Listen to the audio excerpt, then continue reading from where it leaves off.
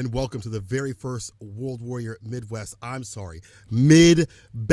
tournament. This is the step towards the crown. Let's see what's going down. It's your boy Cola, and I'm joined with Zero Syndicate. My dog, how are you feeling about this top 8 bracket we are about to receive?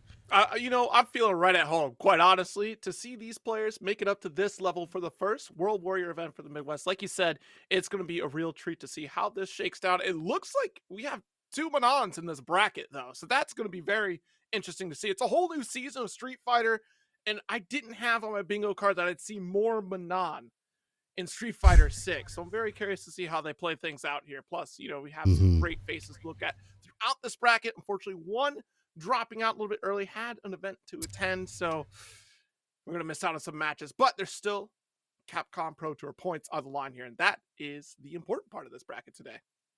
Yeah, when you mention Capcom Pro Tour points, it's very, very important considering this is another super region out here, but there's Capcom Pro Tour players out here, champions that have been on that big stage. Dual Kevin, Just the Kid. El Chicote, even though he is not here and he has not gotten that win just yet to be on that stage, is quick on his way. When he has recently won the Combo Breaker, showed me that he is definitely capable. And we've seen the likes of Flash. We've seen him also in these top winner side spots. We've also seen him qualify for like the top 8 spot. Let's see if we can actually get it done and make that CPT stage. Loser side, though, is a little bit different. As you mentioned, DEEANCER out here on the modern Aki. Be a treat to see. Joey is out here versus RAMSEY. That's a crowd favorite, bro. And Des, who I've not seen before, but I guess we'll be seeing today. I think that's more Manon play.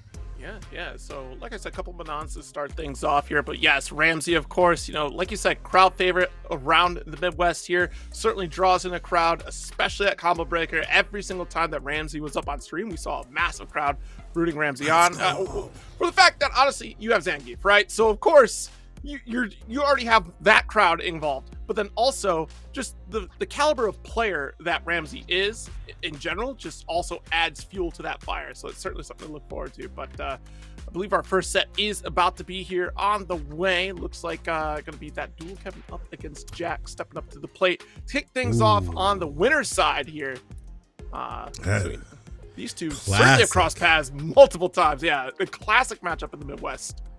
Yeah, we still on a Combo Breaker, and I believe it was Dual Kevin losing to JAK and having a very salty moment right after, being like, I should have won that, bro. If that was not the one, maybe that was the right match. It was one of those matches, whatever. Either way, Dual Kevin, and that go back and forth. We'll see who takes the victory right now. It's serious time. Top 8 World Warrior Mid-Best begins right now. Let's go. Round start here, and of course Dual Kevin opting for Luke in this matchup in particular. Strong choice. That crouch medium punch is certainly a contender, but stand fierce starter and just explosive for JAK. Great entry point. Can't tap parry like that. Can't be Blue kind of day all the time. Extra 4 frames of recovery this season. So for good reason, you have to be careful about how you implement that defense. Now offense here from JAK. He gets 2 Fuhajins in. Certainly will come into play here. Nice low to route into the medium kick version at the ender there. Perfect corner. Great drive reversal here to try to get some space. Looking a little worse from where on drive gauge here. Luke has to be so careful. One stick of butter here, and that will kill. Beautiful space trap. Stand medium punch, walks back, gets to stand fierce. That's with the tail of the tape. Using that foot to face to put him in that corner space or get the kill. All the way punish though. Now Dual Kevin with the slight walk back of his own and a punish. Yeah, that stand roundhouse from Juri is such a risky button in this matchup in particular. At that range, if the player is ready for it, as you can see, crouch medium punch certainly a threat with throw. Also will shut it down. Nice perfect to level 3 potential. Hold on to the bar for right now. He liked to not spin that bar. Could definitely do so with the counter it, and that's it. And as you mentioned, he could have killed level 3, but I do like him being able to save this bar. It could have been bad where JAK gets the turnaround and he'd have to spin the bar. But here we go, walk up throw, punish counter. JAK has to get tap parry out of his system. I'm telling him. Certainly going to be a hard habit to crack, almost a year of that muscle memory building up, right? We could burn out here, and we certainly will into level 3. A good route for Dual Kevin to build it right back up, and we're in a 1 more combo 4-game scenario. Yeah, a good drive impact to kill. If he gets that on hit and the follow-up right after, JAK does have bar for the reversal.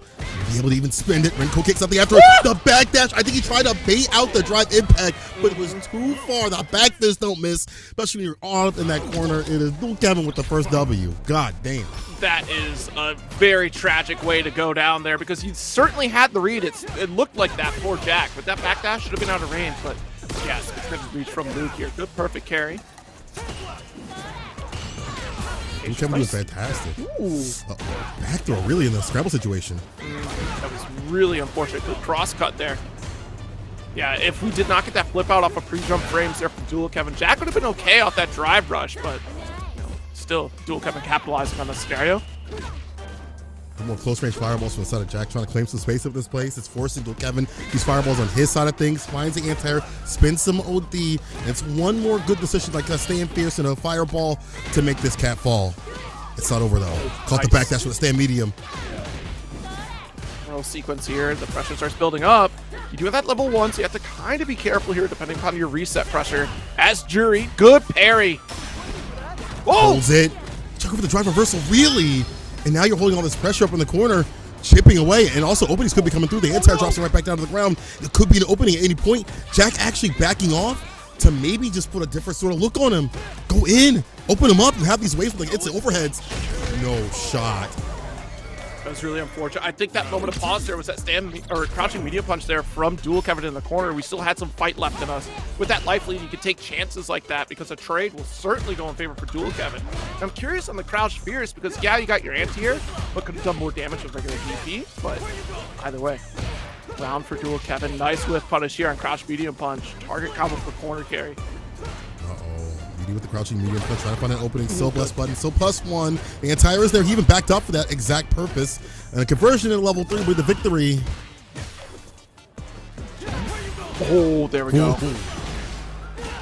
That will certainly do here. Dual Kevin going up 2-0 against JAK. Of course, his top 8 will be first of 3 series here. And it's a strong lead to start things off here for Dual Kevin.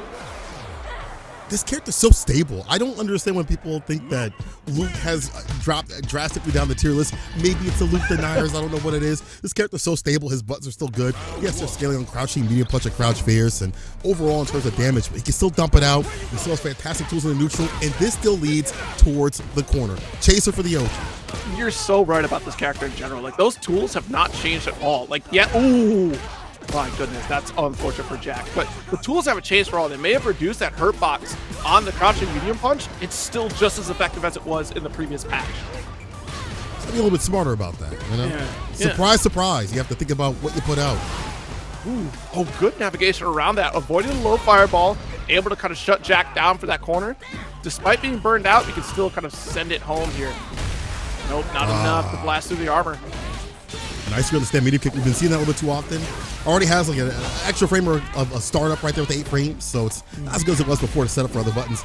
Nice caught up in the corner. He sent burnout. You have to make the most of this. Couldn't get a drive impact before the bar came back. Drive reversal, baits it out. -6 punch. It's time to eat. That should be the feat with the target combo follow-up that's new in this season.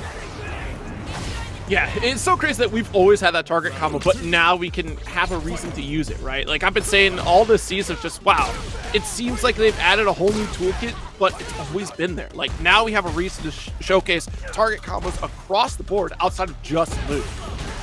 Yeah, making the tools of the character like a lot stronger is definitely the way I think that Capcom should continue. Try to go for the heavy kick medium. The ODDP is there to keep away from the guessing game. No plus frames. Far medium kick there from JAK. Just trying to keep you at bay. Nice crouch forward there. Converts as best as we can just to get one stock, 50% on that drive gauge. So we get that confirmed. Only at level 2 though. So no kill scenario for JAK quite yet. Yeah, maybe into the green into like 2 sequences, like an overhead snuck in. Dual Kevin trying to disallow that from happening with the fireballs. A stand medium kick every so often. Blocks out the overhead with the hell parry, but the corner is going to be where you die and where you lie. Here lies Dual Kevin. Another target combo into CA to get the kill. JAK pulls up. Patience again. That was all this entirety of this game in particular. JAK slowing things down, picking our moments to really explode against Dual Kevin here, to find those whiff punish opportunities, to find that excellent spacing. I want to really call out that crouch forward that got JAK that position in the first place, into drive rush to target combo into that level 1 with that corner carry. It makes Juri all the more threatening because she still has 2 stocks, and look at spacing again with that crouch forward to call out that parry attempt. Yeah, I think the defense is the problem here for Dual Kevin. The bad DP, the tap parry's not coming from him. It's just been now JAK exposing these moments, and he passed after the overhead. I'm surprised if the drive rush was applied. And now it's fist applied from the side of Kevin, taking him to the corner. Dash up, trying to go for the throw. The DP! The defense from JAK is fantastic. There we go. EX. Try to make things a little tricky here, and burning out is a fine investment because you do have that one throw scenario to get the kill. So JAK betting it all is not necessarily terrible. We saw that on the opposite side here for Dual Kevin do the exact same expenditure here. Right, heavy knuckle up in the corner, drive reversal, everything on wake up for JAK is working out. It's different for the side of Dual Kevin. Does get the DP, gets a dive kick. Trying to jump the foot in with dive. the jump fierce there to get the hard knockdown. If it connected, Dual Kevin ready for an anti-air. Nice punish counter. It's extra damage off the table. Takes more of the drive gauge away. And that's even worse now that you went for the drive reversal. So that bar already would take it away. It's going to happen no matter what, but even worse now, the overhead and using the new, like, you know, the ability to have like the custom combos to get the overhead stuck in to get a little bit more damage. Uh-oh.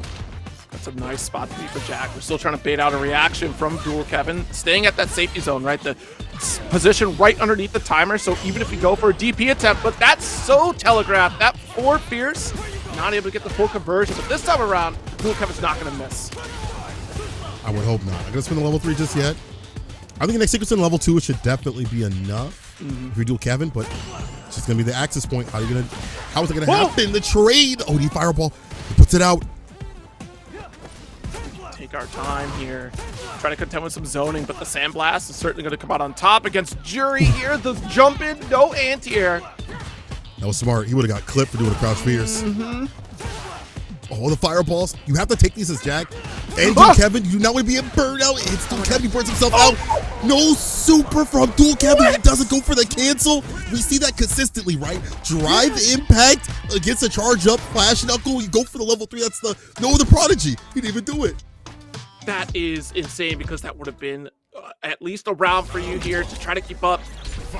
But here we go, 2 all in the set, and I can't believe it. Like, that was still even burnout state, so I'm surprised we didn't challenge like carry or even just go for level 1 to try to challenge there off the heavy knuckle. Either way, came out on top for JAK, and corner position is certainly ready to go. Cross cut again, and I'm getting flashbacks to that previous game, the exact same scenario starting things off. Honest, rare drops to the side of Dual Kevin.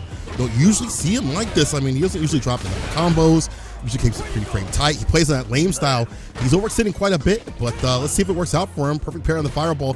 JAK trying to hold ground. 10 toes in. Good throw. All right. One touch is what we're looking for here.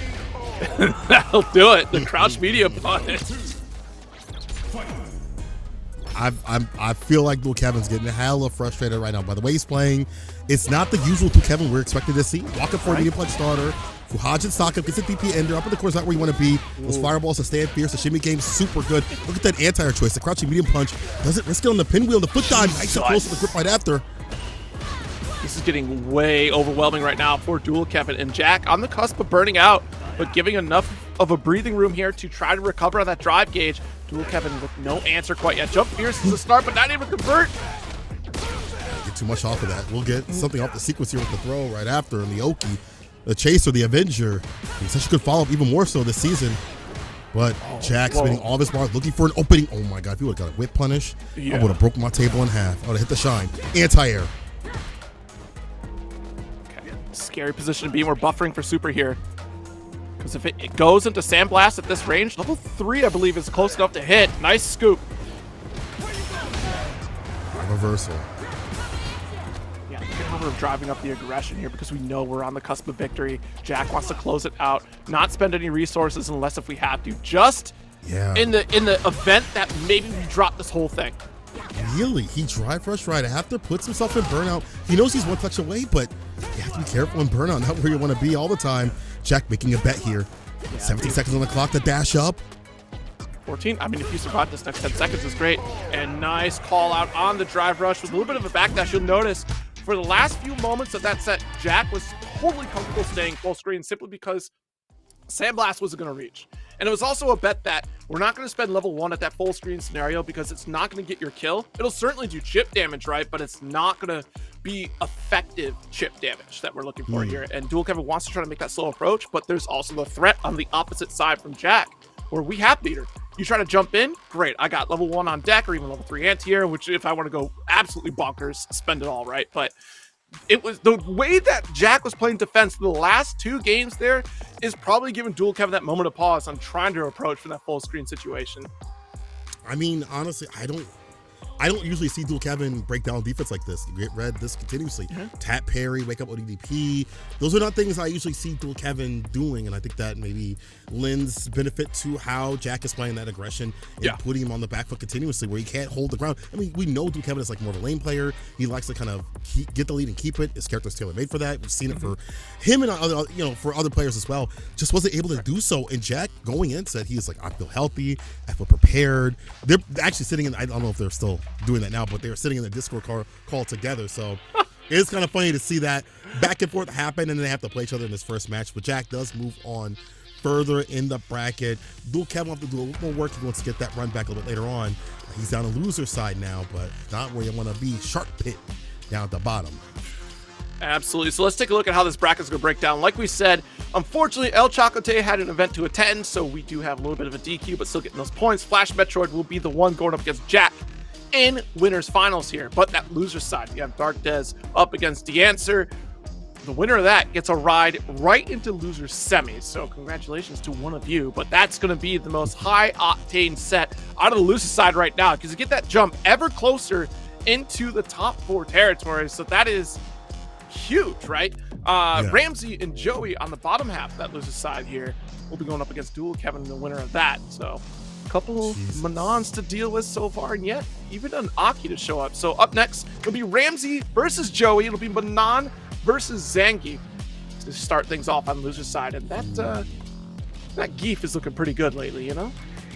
I feel like that was already a matchup that Manon didn't want to have to fight. Like, you would like to get close to the other person. Like, you're a grappler. Well, guess what? Geef likes to as well. And his tools are so good this season. They strip away your drive gauge. He's got better combo damage. He's got more QOL sort of fixes and other things that have just made him a more complete character. A lot of the Geef players are starting to enter tournaments.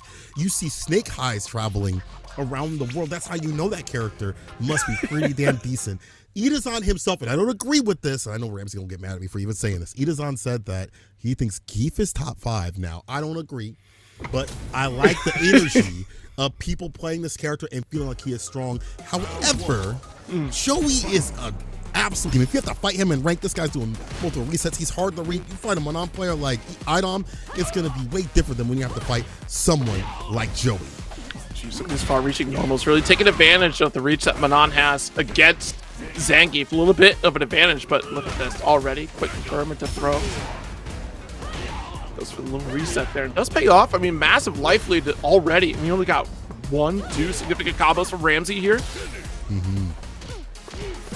Nice interruption. Oh, Lord. Back and forth. It's hit on hit. Now the SPD gets the grip. Drive rush. He's in. Russian meeting kick. One more touch. One more tap. An easy anti-air, medium, and it's medium kick. That's been such a good button for this character this season. You'll see it quite often to finish things off or like establish a footsie game. Gotta be so careful of that dance, but once again, Geef has some exceptional buttons. Double ungummy. Jesus. Try to go for a headbutt there. Nice sweep. Yeah, one of them plus frames, right? The bar at the bottom is building up here. Heavy kick, Punch kind of right after it. Frame kill, jumps away. Trying to make him go for an SPD and bait that out, but RAMSEY holding tight. Turtle style. That's the way that man likes to play. You'll start to notice that Joey being extremely cautious right now because we know that's on deck, right? You are one touch away from CA into death. And here we go. It comes no matter what. It comes to us all. The bell tolls for us all. Only for my loyal fans will this land. SPD CA is enough to get the kill. The wild thing is, like, he backed off and then dashed up like RAMSEY ain't gonna check and challenge that. We've seen RAMSEY do that. Geef players, crouching light punch, stand light kick, things like that are tailor-made to catch you coming in. That's all we've seen throughout this. That first game should have been enough for Joey to know, like, all right, RAMSEY's awake. Okay, there's no trying to sneak in a drive rush for free here. RAMSEY's ready to interrupt. Again, already, crouch medium punch to interrupt here. Jesus Christ. See, I was able to catch that sweep? Oh, yeah. All right, drive rush, I go for the command grab. I got one of my own, and it's down to the ground you go. This is not looking good here for Joey right now. Ramsey is saving the rainforest right now. Stand medium. We start off with the drive rush right after. Stand like it. I'm sorry.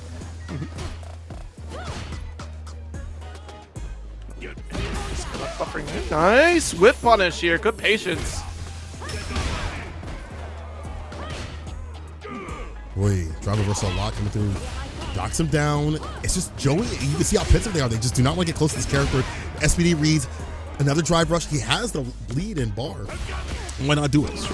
Jesus. No, not the overhead, but dropped it right after. We whittle away at the drive gauge. Got our reversal level 1. Just get out. With the drive impact, the read is there, and Joey finds an easy punish. Puts him down to the ground. Joey trying to get around. And a game on the board now. Can he do so? Yeah, getting plenty of mileage on that crouch light kick for sure. Now up in the medium kick. He's got enough reach. Sweet. Drive rush, back fierce for the plus frames, backs away. That's just data for later, you know, just to kind of make them a little shooketh. So command grab, 4 medals. Yeah, it certainly starts to open up those command grab opportunities here for Joey at 4 medals, like you said. Certainly going to be painful command grabs, but you have to get ever closer to the maws of Zangief to do so. There is recovery in that same medium kick. You don't have to let it go for free. Does get the counter back, fierce. Level 5. One more, you won't survive. And Joey can play around that idea, and he does. He actually gets a counter in, hits him with the super, even in the face of victory stays ever optimal. And Joey now with something on his side of things. There's so much tension in this matchup in particular because he's trying to jockey for that optimal position, so we don't get any of these whip punish opportunities. Light kick, no whip punish there from Joey, but does find a way in. Doesn't commit to the full target combo right there on the counter. Stand light kick, drive rush though. Lariat. Closer than an SPD, but still have to get some distance. Heavy kick is there. Gets a whiff, stand fierce.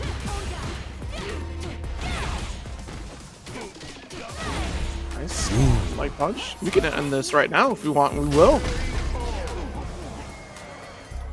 Damn, Joey ending it with the command grab, getting 3 medals in totality, which is good. Usually she has to sacrifice damage and Oki to get those medals. Was able to end it out, put him around the board. Now he's up. Basic drive reversal. This is a big -6 punish.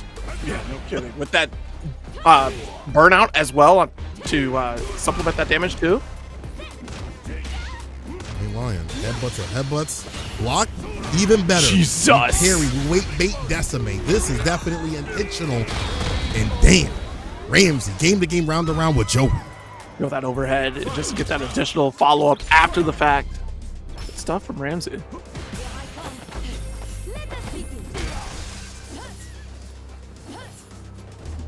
Be so careful here. Nice. Goes for empty jump. We might be buffering right there.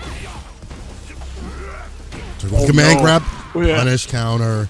And now you're in the corner against the grappler with lack in defense. All you've got is the bomb to your name for a super. You'd rather use it for offense. Stomp cancel. Oh no, another level 3. This won't kill, but it will put Joey in a guess for game scenario. He has bar at the bottom. 0, what do you do? You kind of try to hope and pray out of this quarter situation here. We see Joey go for that dance time and time again, but your back is against the wall. And honestly, you're trying to find that opportunity to push away. Drive reversal is that answer. You could try to capitalize on this final pip of drive gauge, but I think that's exactly what Joey wants here, or excuse me, Ramsey wants in this scenario. You get close enough and get these quick little buttons here from Geef, light kicks to follow through. Oh, he's in burnout, so it wasn't punishable. -2 instead of -6. Oh no. Heavy kick, no shot. Joey can bring this back if he lands the right conversion, but since they fierce, the big bet on the big man's armor. 2 up is Ramsey. He's on game point. What a decision. Wake up, Sam Fierce. You earned that right to do so because you had that life lead. Regardless of being on a drive gauge, what's the #1 resource all grapplers utilize? Their health, Cola. And sure enough, we have that here in this last game, which allowed Ramsey to make that 2-1 score, but corner position again in favor of Joey. Throw again. Caught him on the low. Joey not done yet. Getting a perfect KO. No, I lied to you. Drive impact. Holds parry. He's in SPD. He's got a lot of bar to work with, but only a little bit, and that's it. The overhead. That's tough. Tough to react to at that range in particular. So bizarre to, be ready for it. DEEANCER was 4 medals now. OD, too close to me. Laureate right after with a walk up. Not going to spend too much drive gauge, but walks into the confirm and a throw right after. We're cycling through all these options here, but every single time, RAMSEY very consistent on guarding these drive reversals. Too far away for that one. Wake up backdash from Joey. Ooh, the super to seal the goddamn deal. Enhanced by the medals this season. Joey lays him on the lawn. This Black Swan is moving on. This is 2-2 right now. Finally up is Joey. How many reverse sweeps are we going to be seeing? I wouldn't even say it's a reverse sweep. It's more of a reverse of momentum. Yeah, absolutely, because Joey has been running with that momentum despite RAMSEY being able to call out some of these reversal options from Joey. Oh, nice wake up. Jab here, and RAMSEY been losing the rock paper scissors matchup on each wake up scenario here. Joey's putting all the bar to do that. You know, you see the back fierce every so often for the plus frames, even more so. Yeah, it's been really crazy to see that quick dash up here for the corner position already. We started on the east side, and Joey was still able to bully their way over to the west side of the screen. Oh, walk back, found the finesse and bless. What a shimmy to put him to rest. It's set point here for Joey. He even walked back, goading him to press a button. Caught him lacking. Joey's back in again. Goes for the button this time instead of a grip. Lands it. Lands a command grab in between. Are you kidding me? Joey is, just the way he sneaks those in is just insane. I hate fighting him. No kidding. Good defense option there from RAMSEY to sneaking that SPD. Not going to be bullied to the corner. Knows that Joey's looking for that splat opportunity. But to get the jump light kick to start things off. Drive rush, command grab, 5 medals. Command grab might kill here, or at least close to it. RAMSEY is a big boy. Woo! Nice interruption, puts him at burnout. Kill. RAMSEY really buffering here because that next touch is all that RAMSEY needs to finish. Wasn't close enough. He didn't feel like he was close enough to get that level 3 or even any SPD. It's overhead. It's Joey almost back with bar. A lot to work with right here. Drive rushes in. The fake out. Trying to pump the brakes long enough so we can get that drive gauge back. There's the confirm that we're looking for, and RAMSEY puts it into level 2. Headbutt level 1 to get it done. He needed to spin all that bar. And it's final game, final round. But here's what's going down. Here's the issue. RAMSEY spent all of his bar, and if you're a geek, you are wanting to cause grief with that level 3 at the very end, round 3. You don't have to spin all that bar. So you have to do this the raw and usual way. Anti-air OD Laureate. Good. Got reversal not blocked this time. A rare opportunity for Joey. Found the space that we're looking for, was able to get this whip punish. That was immaculate positioning there from Joey. I think we've been fishing for that position here throughout this entire set. Wake up reversal does connect. Has him with the corner, counter hit, looking for the punish counter with a heavy kick. Now that said, medium kick button has been shown that can be whip punished. You see RAMSEY a little more pensive in putting that out, and Joey has him caught in the corner. This is where RAMSEY has been hard pressed to escape. Look at that, crouch fierce had to leave using some of his health, had to pay the toll. Yes, continues here, because if you whiff a slower button, wow, I can't believe the medium kick going out. Yeah, Sam medium with the drive gauge behind it. Could have died. You could have died. A single poke. All right, reversal. We earn this corner position here, so it's all the more threatening. And drive impact reaction from Joey with level 2 available. We just go right into command grab just to close it out, and we succeed here. Another rare breakdown of a very defensive player going for things that, okay, we don't typically see, but maybe that's the reason why. Like, I don't usually see RAMSEY heading off at a drive impact to kind of, you know, route things back, but maybe it's like you've taken away my buttons, you've taken away my stand medium kick, taken away my crouching light kick with that spacing that we have, the stand medium punch from Manon. You've taken away all these other elements. I have to go for something risky that even you won't expect. It doesn't connect. Joey, he's like, I rumble in that jungle. He's like, I'm about that life. I'm gonna hit them drive impacts continuously and things like that. I got these nasty ass resets. Joey has been for a long time a player like that. If you run into him in ranked, you better believe that if you're not holding up north just randomly in his sequence, you're going to get got. He is going to grip you up, and he grips a further spot in this bracket over RAMSEY. RAMSEY still doing a good job of getting this 8th position though, but it's Joey moving on with the Manon. Yeah, absolutely. Honestly, I think a lot of that first 2 games was Joey really finding that position that was comfortable against RAMSEY and trying to find out those spaces where RAMSEY was going to put out those far-reaching normals to get those whip punish opportunities and what risk that that Joey was willing to represent against RAMSEY in those situations, because that medium kick was certainly out there. We got stuffed on drive rush or dash up approaches time and time again with these light kicks from RAMSEY. That was full enough message for Joey to try to change things up a little bit as we make those approaches, to go for the roundhouse attempts here. We even saw a handful of lows to really kind of slide in and try to get those corner positions. But I think what really set it home was the guessing games every single time. We pull back into buttons here, we go for a command throw setup, and we really got to run away with it, whereas RAMSEY was not ready to hold up necessarily in those interactions, because it's so difficult to know when your opponent will do that. Against a Manon in particular, if they're really cycling through their options, it becomes all the more scarier to try to make those jump outs, because she has so much that can follow to bring you right back down, and you're guessing again. I feel like you also are willing to take these risks against those, but it compounds, because like her damage isn't really there off the combos. Right. You're willing to like take those hits and things like that here and there. But I feel like too many of the metals are coming through, and you know the typical neutral that Geef has that is like more explosive in terms of damage off the combos wasn't happening on RAMSEY's side. He didn't find access as continuously, and that kind of got stripped away as buttons were stripped away. So Joey moving on, I think with his own style it made it hard for RAMSEY to put on his style with his Geef. So we'll be seeing more of RAMSEY, I'm sure, at many other tournaments beyond just the Midwest stuff.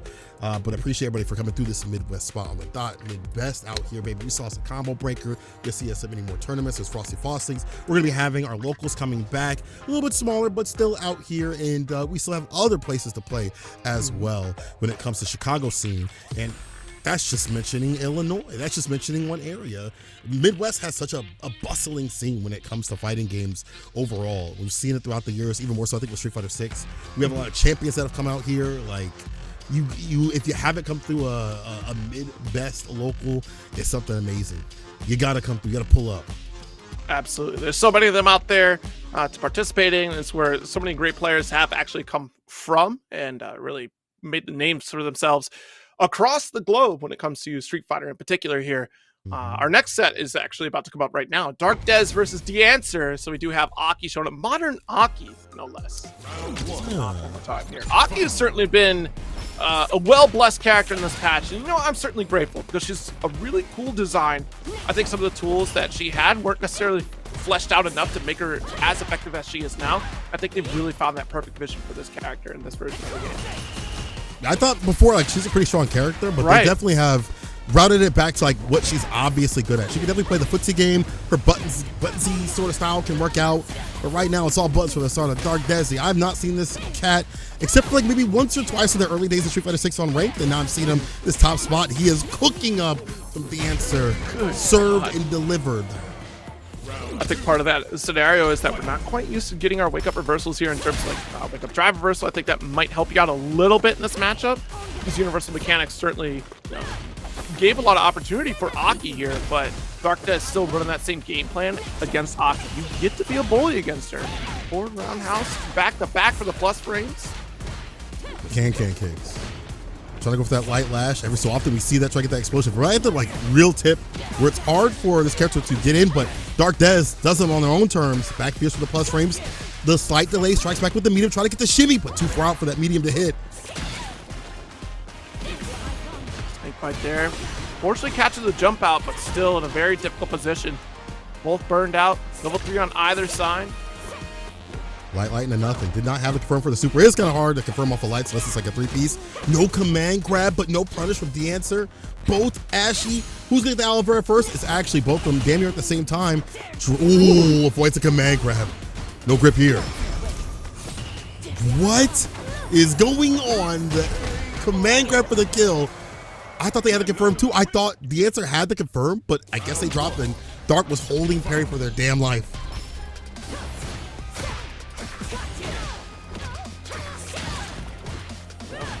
Poisoned up, and again, we're gonna look for this burst here. Nice little overhead. Grab lands. Yeah. Dark has been able to get in continuously against DEEANCER, which is wild to think about. I don't know what A.K.I loses in Modern. We're going to see a lot of Modern players that run A.K.I. But the fact that Dark is getting in so continuously against his character it shows sign that Dark is really adapted to this matchup, but DEEANCER needs to be able to keep them out. They're doing the right things. Yeah, and I think that's so key to Aki's play in general. But the fact that we're not really opting for a lot of these poison combos, I think that's where Aki starts to get the most bang for her buck, is that she constantly cycles back into poison to do that damage over time, but also gets that damage burst off of these combo routes here. We're not seeing a whole lot of that from DEEANCER. You can't snipe your opponent out, but you got to take advantage of that next passive step from her poison. DEEANCER really hasn't landed anything significant for that to happen, and the chase down lands right here from Dark. Lands the command grab, the OD, easily done in a perfect KO. 2-up is DARKDES, looking to be the dark one to send DEEANCER out of the tournament. He is on a game point. And again, we haven't really seen much in terms of initiation. The jumping situation makes this terrible, and 2 medals up is Dark already. Good route here, but look how low we are on that drive gauge. Got the poison set up here. Nice throw up the slide. Ooh, sniped, and we're still going full serpent lashes here. Oh, so she's missing Snake Step. I see, but oh, that's not good, actually. It's not good for damage and combos, but yeah, that kind of sucks, actually. Well, that is really unfortunate, because that also helps you get out of corner situations too. Yeah, you can do OD, it looks like, but you can't do like the normal one to establish anymore. Yeah, I don't know, man. And also we see, even though DEEANCER was able to win that round, like we saw Dark taking his turn back, and after a command grab, it's now your turn, but the dash up was there. Dark playing on the reactions here. DEEANCER, he's on the back foot continuously. Yeah, because you have no opportunity to get out. You do have level 1 available here if you want to spend reversal. You're about to get burned out, but the taunt just to accept your fate here, because that was ultimately, you were going to get a burnout situation no matter what, which would have meant chip on the next interaction anyways into kill. Jab immediately denying the overhead. The footsie game from Dark has been fantastic and runs the sweep brawl. I wonder if that was just a combo he's going to throw out. He's throwing out all of this man's health. DEEANCER caught up in the corner. The bar at the bottom. It's a grip away. DEEANCER, you're going to spin the bar. You're in burnout now, so you kind of have to, but this is still pretty good for Dark. He's still going to be squarely in the lead. A decent amount of drive gauge. What's DEEANCER going to do? He's going to have to back off. DARKDES still got that poison state. Trade in your favor if you're DARKDES. And nice, got her command grab. GG's. Even as the room has said, as soon as that command grab was gonna land, it lands Dark. A further place in the loser side bracket. Fantastic play. And I like that. I like seeing the footsie play with Manon. Obviously it doesn't reach a lot of things in terms of like damage stealing, but her buttons are really good for footsie. They're good for stopping, stuffing, drive rush. We started seeing it stop like overhead, drive rush in general from D, and it felt like D was on the back foot continuously. He had maybe like 1 or 2 good rounds, but just couldn't get going. As you mentioned, you have to have those extensions with the poison applied. That's not happening. There's no damage. There's no fear of Aki. There wasn't really that much fireball pressure overall. Yeah, it was very interesting to see that we didn't really play into the passive trait of Aki, right? That gets the most of her damage. She cycled back into those poison explosions. It did seem like an annoying process to get there. I think the game plan was potentially to keep going for Serpent Lash to reapply poison as Manon tried to make an approach. But even after that, like, we just consistently got bullied by Manon there, and we didn't have like a reversal opportunity out. But something must be working, because we are master rank with this modern Aki. You know, so something is there, but I'm not sure if it was certainly there for Manon here. Maybe just a lack of practice on that matchup in particular, but not being able to convert to big damage with Aki, you're like sacrificing so much opportunity for yourself there. So that's unusual to see, but I can understand the game plan of, I'm going to outzone against this grappler character that I don't want bullying me in a corner situation. Yeah, that is definitely, nobody wants to be there. Like in the corner against a grappler, nobody wants to be in that situation at all. But DEEANCER, good place for them to get in this top 8 spot. Haven't seen them in a while. It's great to see them be able to work their way through such a stacked bracket, one stack bracket that we have out here. People that have been on a CPT stage and the final stage, people that have been on the combo breaker stage just recently. We have people like Lashar and El Chicote taking that one over there, and people from every coast coming through in the mid coast as well. The mid coast, I'm sorry, the Midwest. The mid coast, there's no coast. No coast, no kings out here, all right? When I look outside, bro, there's a lake right there. So like, you know what I'm saying? That's I mean, when people say coast, they usually mean like the ocean is on that beach, not the lake that everyone drinks their water from. You know, like we're We the don't biggest drink that supply. water. Hello, What do you mean? the Great Lakes are the biggest supply of fresh water that we provide to the entire country. You're welcome, Midwest, Midbest. Yes, everyone's just sipping the water that I It gets purified. actually put Odin in just yesterday. He was at the beach yesterday. It was a beautiful, beautiful lake. Yeah, it was a good time. They clean up the water after they collect it. You know, they take the giant ship that just scoops water and just carries it to the facility. they just dump it in bottles. They're like, here you go. Pour One out the bad bottle parts. done, a gajillion to go. Here we go. They just keep filling it up. That's how it is. Tastes delicious. Yum, yum, yum, yum. So is this bracket, though. As we are losing more and more players, but gaining more and more great action. Thank you everybody for joining. If you missed this one, we're going to have more, obviously, every single month. So sign up. You definitely want to get in the top spots. It's like, I think your 3 best placements determine where you're at in the super regions, and so you want to be on your game and on form as continuous as possible. So enter ASAP. Like the season has started. It started for a lot of other places. East Coast was yesterday. France was yesterday morning. This morning was UK. Taken by Lex. I don't even know if Lex is. It's funny because Lex he came from like what, West Coast? Is he JB's brother? Like, does he even have a British accent, bro? Like, how are you over there? You don't even have a British accent.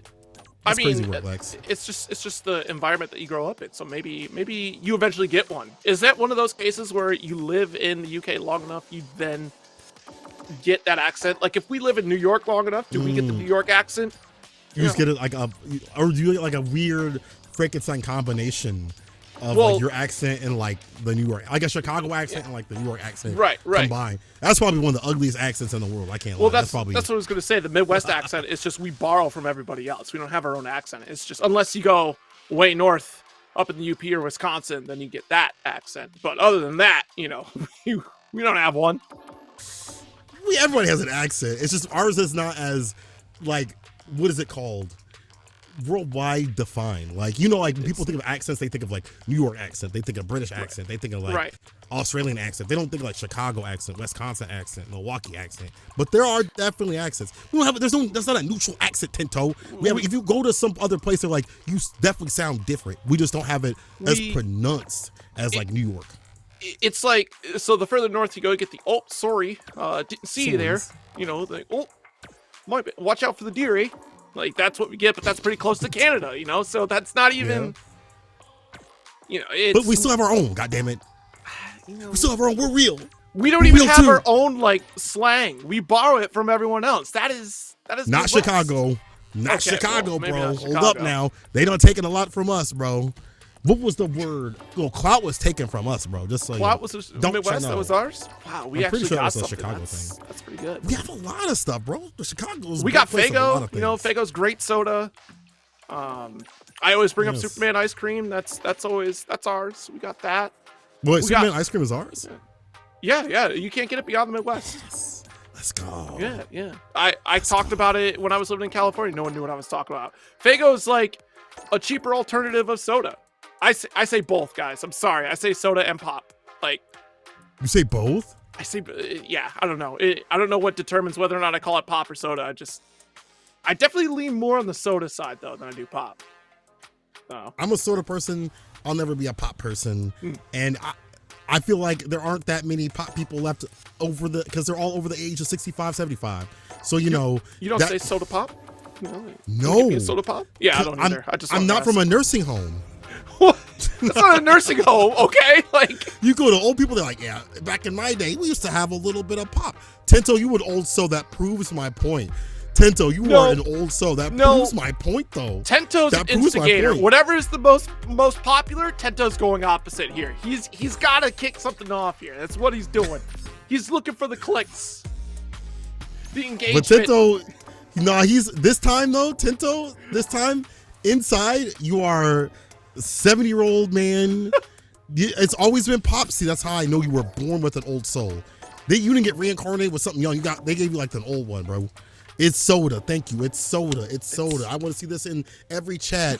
It's soda, right? It's soda. It is. You know what? We're gonna make one on Twitter. We're gonna make a whole. We could make a whole vote for it. Do you say soda or do you say pop? And if you say soda, you're maybe correct. I don't know. It don't even say people from the Midwest, bro. It's not. It's like the old ones. They're gonna in 20 years. Old ones. There's gonna be nobody saying pop at all. The Elder Scrolls are gonna be ripped up and burnt. Do you understand me? Interesting. You know, other Midwest things we have, Meyer. You know, we got that out here. There's no Meyer anywhere south of Ohio. They have a Big Lots. Yeah, but Big Lots, elsewhere? Everyone's got Big Lots, so that's yeah. I'm pretty sure. I feel like I've seen Big Lots elsewhere outside of the Midwest. Okay. You know, What else do we have? We have a lot of stuff. Casey's. There are Myers south of Ohio, but are they Midwest sniffles? You know, if it's Midwest, then Midwest. Yeah. There's a difference. KFC, it's widespread. Cracker Barrel, we don't have Cracker Barrel. Everyone's got Cracker Barrel. Culver's, apparently. Culver's. Okay, Culver's. That's the thing to claim, not Cracker Barrel. Cracker Barrel, not all of us allowed in that one. You know what I'm saying? Not everybody loves Cracker. I just know it's everywhere. Like, it's not just a Midwest thing. Surely not. Oh man, it is like on the side of a road you're driving by, and it always has. I can't. It's on a long journey. It's always on the highway of the longest journey you're taking. So major highways. Right, and it always has the same clientele.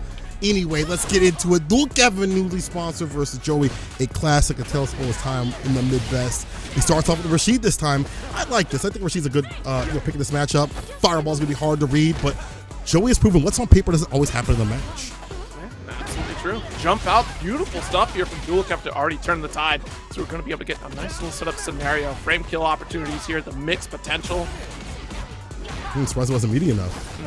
Jump fireball. We're still up in the corner. Nice sit up, she can see overhead. Mid-screen scenario here. Looking a little worse for wear on that drive gauge, but all we need is a single confirm. That's plenty enough drive gauge for Dual Kevin.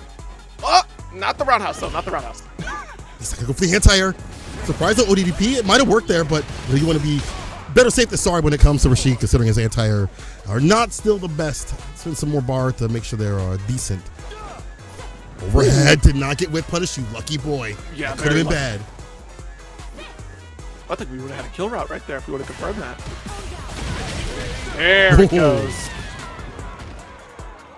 Busting out. Little Kevin with the first victory. And the bar the bomb's getting built up to level 2. The strongest in the business. Nice punish counter. Gets a heavy kick. He was perfectly spaced to get that. Oh, nice. Brilliant reaction from Joey there. Just call it the drive rush. Rush forward. Does connect. Nice whiff punish here from Dual Kevin to get out of that corner, but it's a hefty cost. It was true. That's what I said, Rashid. Uh-oh. Knockdown. Backs up for the level 2. You know what to do. Meteorologist say you got to hold all of this up in this corner. That's what's happening right there. The light mixer harassing the drive gauge. Light mixer again, forcing the drive reversal. He said, I'm going to go out to burn out on my own terms. But careful now. Joey does have bar at the bottom. Oh no, that's not what we want to do. I think we were trying to time that just so we get wall splat, because at that range it would have hit. We'd be able to follow through with the mixer, which will just go for Eagle Spike after. A few options there for Dual Kevin to try to get that finish. Travis crouching like Kickstarter, a fantastic tool. I think he tried to go for an anti right there. Too late on the draw and cross-up situation, kind of difficult. Ooh, he almost got that medium drive rush right after. Joey has him locked up in the corner, raw overhead, jump back away from the throw. Nice throw. Level 2. Even though that they changed this, right, that you're not building up meter while it's active, it's still such a threat. They wanted you to try to use other supers for Rashid, but still, all these Rashids are resting on this level 2 because of how potent it is. Look at this. Yeah, Joey's lost so much health, so much drive gauge. Still very good. The pickup. Dual Kevin. Keeping him in the corner. It's jail, no bail.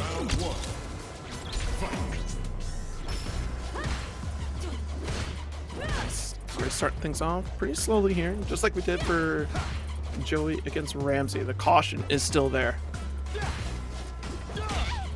Nice. Follow up. The spike for the knockdown. Many ways to harass, but not many ways to push them back. Joey caught up in the corner again. And so he gets that level 1. All Joey has, that drive reversal. Delays the stand medium punch. Gets a counter hit. Drive rush up. One more sequence after this is going to be a kill. Off the low. He said mix up for a reason, Zero. Yeah. Level 1.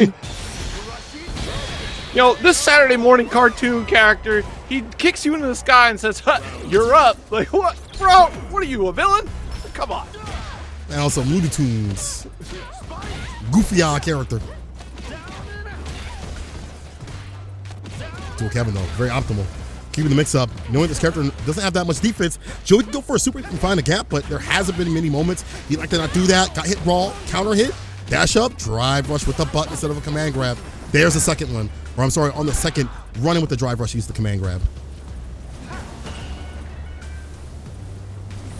The caution here, not quite throwing out these tornadoes all willy-nilly. That's important here because the quick run-up opportunity from Joey is still there, but lock it down. Our level 3 to finish. Dual Kevin taking game number 1. I'm glad they added this super into season 2.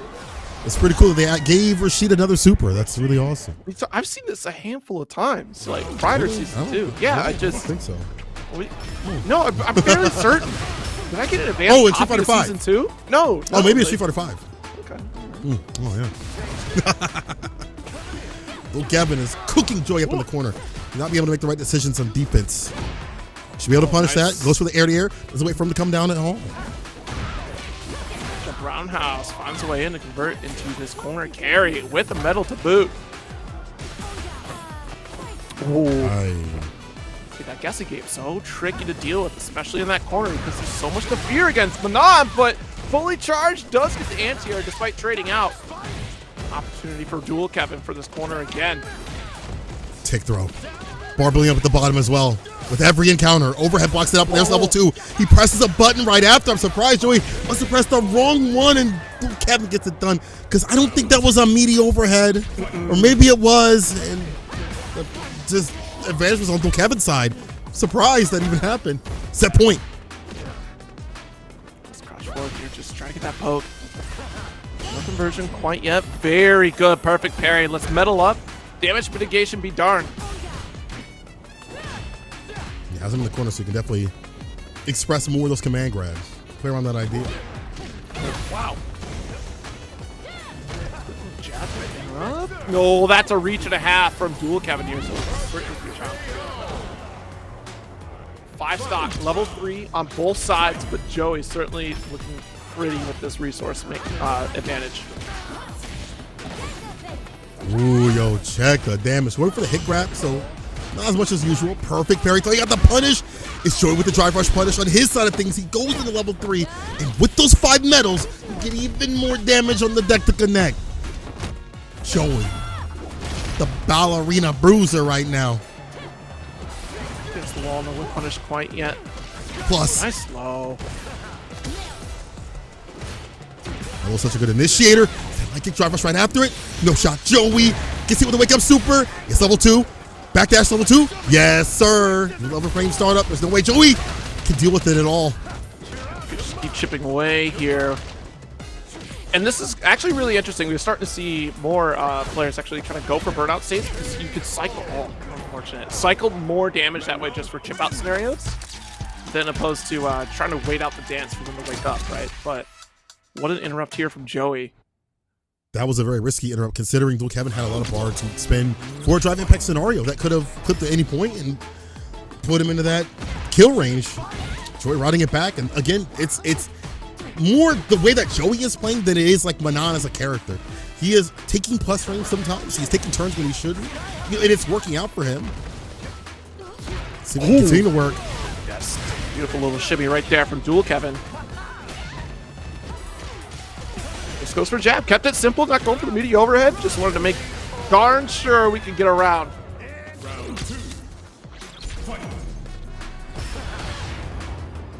Stand media, but no confirming to anything else. Doesn't commit to anything right after it. Command grab lands. The French fondling. Flirtatious. Yeah, you heard me. French fondling with the flirtatiousness. That's what I call it. But now to stay fierce, finds its mark, level 2. That pushback but gets hit. Drive reversal, not a good idea. At least the enhancement's off the table. But there's the DP I wanted to see. Dagger back in the corner here. taking a couple steps back, but Joey very active on the retreat from Dual Kevin here. Is he still going to get caught? Very little room for Dual Kevin to try to escape. Trying to go for the heavy kick, but yeah, too close for comfort. She has a good opportunity to punish that heavy kick more often than other characters, it seems. Super up in the corner, dash up, gets a button in the finish. Joey Stavey on set point. All right, well, Red's still plus though. Not quite finding the rush. Again, that patience from Joey certainly paying off. Able to leap on reaction over the tornado for a massive roundhouse start. Put this man nice and close. Gotta make sure it's a confirm. More medals. The fake out. You see every so often trying to fake him out, but that one he committed. Allowed Dual Kevin to get the side switch here. Radiant Cyclone. Nasty follow up. And Dual Kevin gets some damage. Might be able to back off after this, after like a mix up opportunity. So I think after this Dual Kevin, you backdash away, put him at level 2, you know what to do. Another mix up, the perfect parry. Oh, brother, you wanted more. Brother, go home with less. Again, yeah, still being this burned out state. Troublesome here. Not quite enough to try to commit with that lack of drive gauge. And Dual Kevin certainly going to even the tide here with that quick burnout off of level 2. He's pulling all that bar back, gets the shimmy. And it's a stabby shimmy. It's going to land him squarely further to the loser's side. Dual Kevin with a 3-1 over Joey. What a shimmy. That dog was ridiculous. I was getting work because I was like, dang, this dude is still in front of this grappler's face. Like you can smell her breath and what she had for breakfast. But honestly, he kept that pressure up, was able to find the crouch fierce into level 2. It was still very risky because like that's the area she wants to be at. Was still able to get the victory off that level 2 and that nice little shimmy at the very end. Good stuff, Dual Kevin staying in the bracket with not only Rashid but Luke. I feel like the combination's pretty damn strong. Yeah, honestly, that was a great call for that level 2. Again, recognizing those resources is so critical in a moment like that, because Manon still could have ran that set with that, the situation in particular where we could still pressure against Rashid, but you get that one window of opportunity where level 2 is just imminent for Rashid, and Dual Kevin recognizing that to get that corner carry, chipping away for that burnout, and knowing we're going to get our resources back well before Joey does here. I mean, a good round here from Dual Kevin, and that does mean that Dual Kevin advances into that loser semis, giving them a set against DARKDES. So, have that the way that the fun bracket here. kind of went down, bro. Unfortunately, Ultra Cote being gone means we have a few less sets, but this squares down our top 4 in winner side. JAK versus a Flash Metroid in losers semis.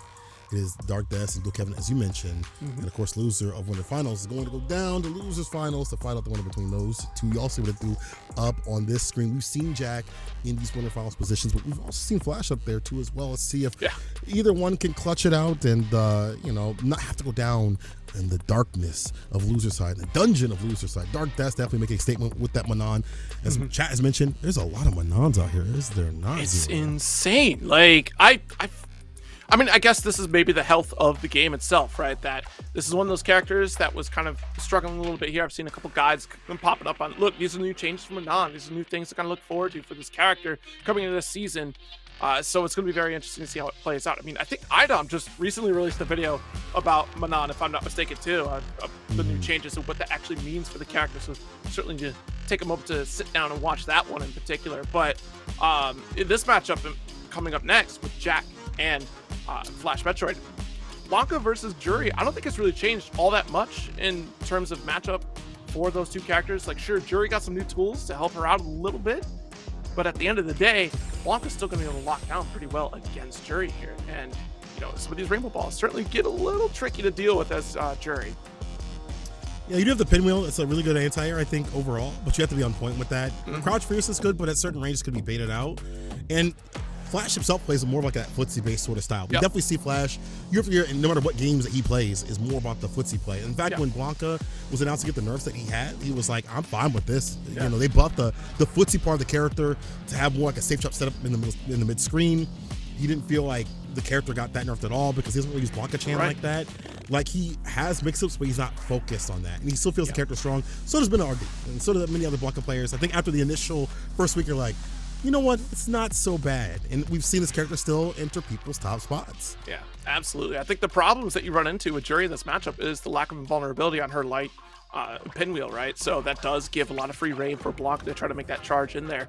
And like you said, the way that Flash likes to play, more footsie based, trying to outpoke Juri is a very interesting task because a lot of her normals are going above Blanca's head. I mean, even crouch forward can get challenged with some excellent buttons from Blanca here. Like it is interesting to have that conversation with Flash about Blanca. We were kind of talking a little bit at Combo Breaker, just really trying to think about how this character changes from Flash. Like you said, it doesn't really change all that much for me because I didn't lean on the Blanca-Chan setups here. I leaned more so on trying to steal away turns from my opponent and going for that neutral game. So we'll see how this plays out. These two players here in this winners finals. Winners finals, Flash, Jak, in positions they found themselves before, but considering the pedigree that's out here, you definitely want to make that magic happen on the winner's side of grand finals. Nice anti-airs right there. He jumps out, the fireball game. Definitely ways to get over that. You know, Blanca ball, not too bad of an option. One thing I think that might be different in this matchup is the crouching medium punch being whip punishable.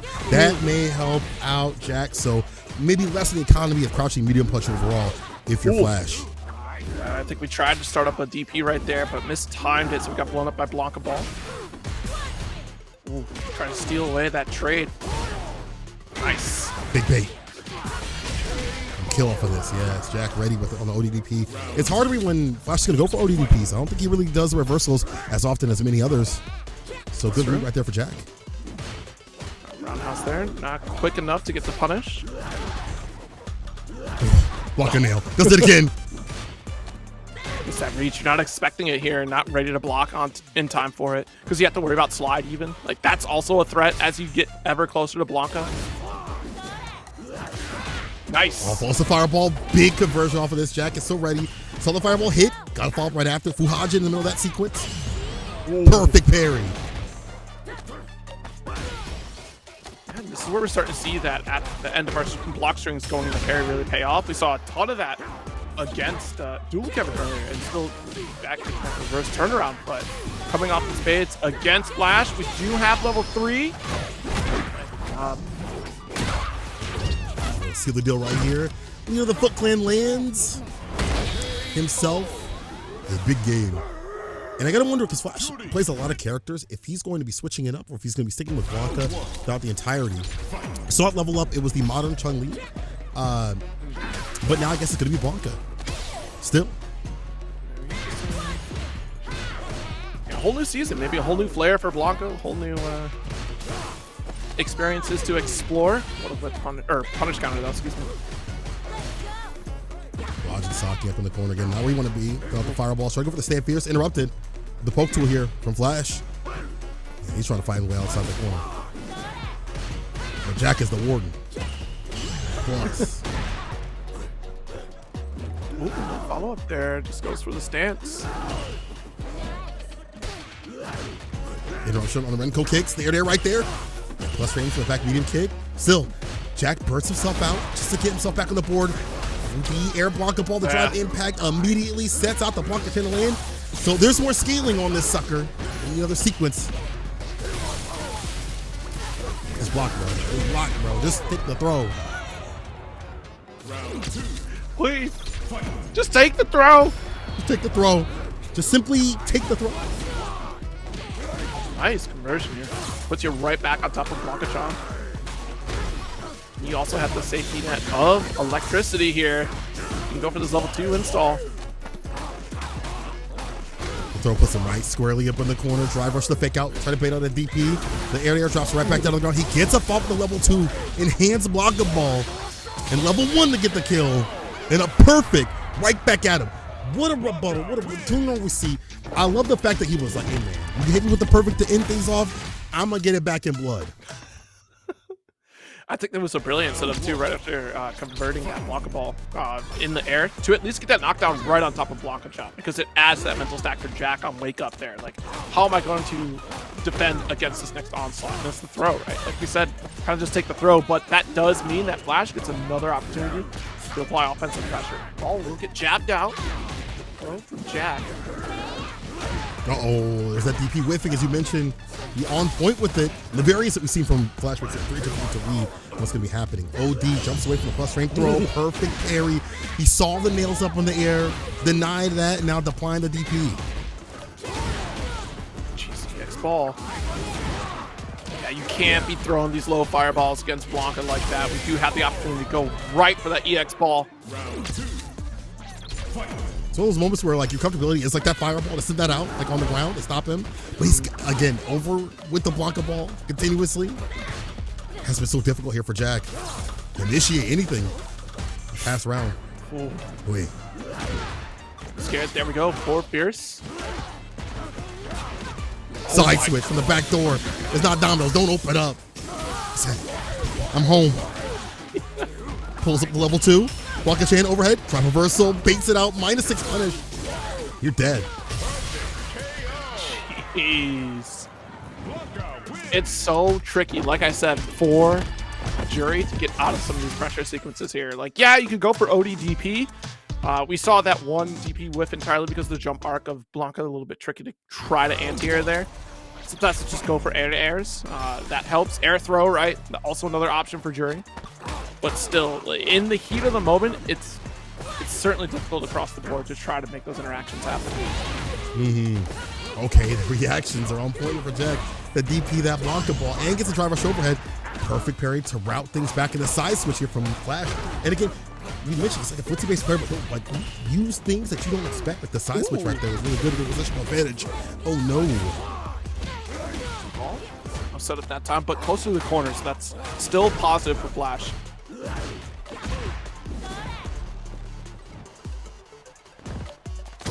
Nice. That was certainly an opportunity to get out of the corner, and JAK almost gets away scot-free, but follow from Flash with the throw scenario here will kill. Oh, and the raw slide applied. Flash taking a big risk in finding big reward. He might have died for it. There's bar at the bottom for JAK to use, but now Flash at set point. He gets a nice little punish counter slide right after. That sick follow-up and the stand fierce activation. Bad situation. The side switch. We hold parry this time. See, that's why I said at the top is trying to DP Blanka is so tricky for her to do. The arc is certainly going to mess things up. And not only that, but just trading in other scenarios. Because if JAK ended up using medium DP and it did work, that would have traded out. No invulnerability there. So has to go for heavy for that specific arc. Shuri kick the drive rush right after. Stocks him with the Fuhajin. Can he make something happen from this? He walks back, gets a bar back as soon as he went for the stock up. He went for the OD instead. Flash with the reactions. They seal the deal, the perfect parry. Drive rush punish. And the dash up. He saves the bar. Very smart stuff on the side of JAK. Beats out the ODDP. Spends it into level 3 immediately because our drive gauge is so low. If we followed into a drive rush right after the confirm, then we would have burned out, and we still would have been even across the board here in terms of recovery. Foot dive. Nasty and burnout Flash backing away. He has that level 1, so yeah, you can't really stock up because he'll be ready for it. Have you seen the block? No! Trying to go for the red gold kicks, but it's interrupted, and it's also Flash. Winner's side grand finals. Can you believe it? He was ready for anything. I was thinking the stock up with the Fuhajin, but he makes it the end as soon as Buddy tried to go for the Renko kicks to start off the pressure. He said, stop that, get that out of here. Flash Metroid in winner's side grand finals with Blanka, not with the Manon, Chun-Li or any other character that he says he talks about like Blanka. He's like, I'm running with this character. No Geef, none of the other stuff that I've been kind of mentioning, dabbling in. Nah, it's just Blanka, the Green Goblin. Blanka pretty well set up for victory here in this grand finals potentially. So wait and see who Flash will be going up against there. We are in that top 4 territory, and yeah, the way that honestly the way that Flash had played in that set entirely was just that space control, right? And also knowing that you can kind of make Juri whiff a lot of scenarios here. Like we saw again, those DPs just whiff entirely. One, because of the property that it's not going to hit behind her, so once you jump over, it's all free territory for you. The great call outs that we would make, especially off slide, to try to cover that ground that Juri had carried coast to coast off of that DP to make sure we get those punish opportunities. And the way that we've had those Blancatron setups in the mid screen, even to support things. Again, like I do love that conversion for that ball into just the knockdown from the air-to-air conversion. Like I think that was brilliantly played by Flash to make sure that offense was still continued over and over into JAK's face and put them down into a losing scenario here. But it might be a run back for Dual Kevin. We'll see how that plays out. It's going to be Dual Kevin and DARKDES coming up next. And that loses semifinals here. Manon Discord going crazy right now. I know they upset. I know they feeling unusual. I know they are mad as hell that two Manons have made a top 8 and he stacked that super region. Like, I know it's going to be shaking some people, not stirring them. So it's going to be super sick to see more Manon just in general. I think overall as the game develops, I think it's a game system being less explosive, and it's Manon maybe not getting like massive buff. She has more combos. She's a little more damage here and there. You know, the metal's helping out for her super is really good, but I think Wake Up Drive Reversal helps her out, and other characters being nerfed in some ways might help her out as well. So that also, I think those combined to like, she don't always gonna win tournaments, but like it's easier for her to like stay alive. Yeah, it's very interesting to see how things have changed up a little bit for this character. Again, like across the board, if you look at the current patch notes, they gave life to a lot of lesser seen characters and gave more tools for characters with, you know, like even for target combos was a big one, right? That's a call out where we have old move sets that we aren't really seeing very much of, and they brought them to the forefront, gave players reason to use them. Like, for example, the target combo from Marissa being another opportunity for her to really get to showcase that and also get, you know, a bunch of great Twitter clips for it. But Manon is one of those characters for sure alongside A.K.I that I certainly thought, man, it'd be nice if we saw more of this character, but they are struggling to shine alongside some of the more powerful characters. They're good within their own right, but certainly when you look at the toolkit of other characters, they have an easier access to victory as compared to, you know, Manon trying to get things set up here. So here we go.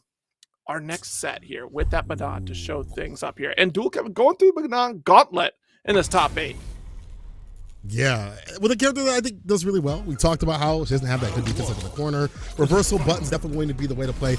Joy wasn't able to. Well, Dark put Dual Kevin down. We'll have to see. Drive rush for it. Heavy for the plus frames. One of the things about Rashid is that his normals aren't really the best, but behind drive rush, they make them incredible. Too far out for that command grab to even hit. The stand Pierce is there. Let's come up in the corner. There we go. Oh, very tricky stuff. Yeah, once you go early here on the dash, you're able to get that sneaky overhead, but kill for low.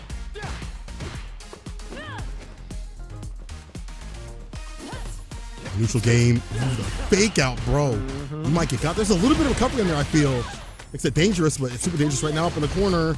Maybe in Cyclone. Walk up, throw, overhead. No, go for the safe stuff with the fireball and the heavy kick right after it. This face wrap. Yeah, very good. Roundhouse finish there. Jeez, nice. This is no fly zone here against Rashid. Dual Kevin awake for this one.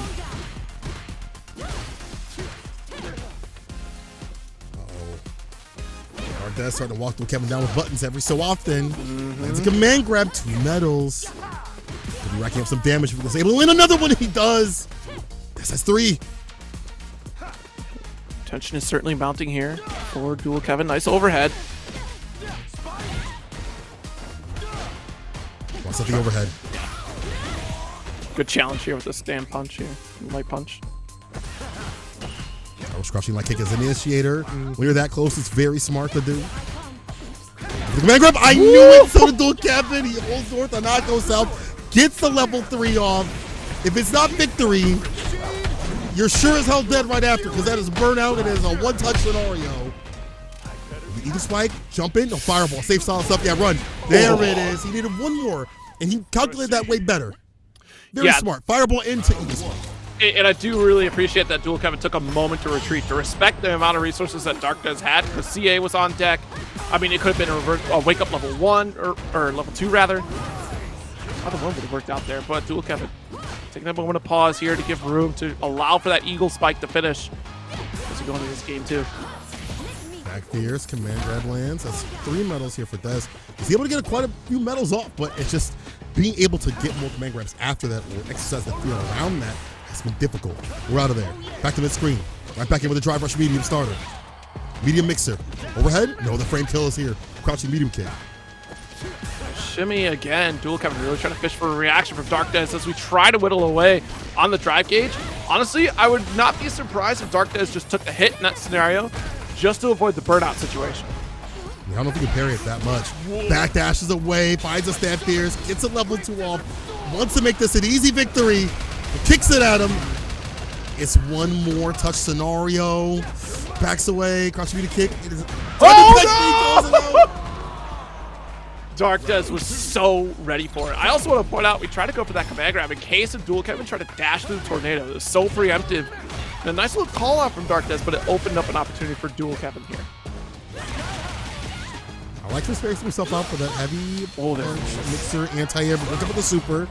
We kill a little bit of the drive gauge. We dash up for a medium, trying to use as much bar as possible. Dash up in the corner. Oh, it's hard to leave the corner, but she got the crescent kick. It wasn't there. There's counter. I would assume that was what Dez was going for. Jumped in on. Parries here off the OD tornado. Yeah, still our turn. We can send it home if we want with the level 1 or 2. So I'll make that bet. I'll save that bar. Yeah. That's a fair say, because level 1 would not have killed, and your level 2 is way too expensive for that life point. So very good awareness on the resources you have available to you to carry this next round for an opportunity. But perfect parry, command grab to stock up on 5 medals. Wait, look at the damage. It's so much. She has him up in the corner. Defense has to be airtight. ODDP. Best to just get some distance. He has to be able to get that level 2 off. I like the mixer follow-up, enhanced. Zoom in. Level 2, no, he doesn't go for it just yet. Alpha crouch fierce. Wants to kill the drive gauge to make sure the job is done. The overhead. Level 1 will be after this. They didn't even need it. Are you kidding me? This character is insane. So cool. So cool. Right, the staggers here, still trying to get these interrupts. Good block on overhead here.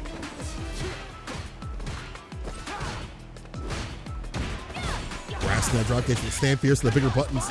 Those definitely are like, for most cases, for most characters, stand fierce, heavy kick, and things like that will chip away more drive gauge more up than other buttons. So I like that he's going for that one.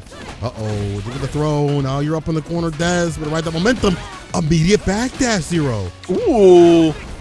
Yeah, able to convert this too after using the Eagle Spike to get out of the corner and pull it dual Kevin right back into it. But you have to be careful. Overhead confirmed. Nice.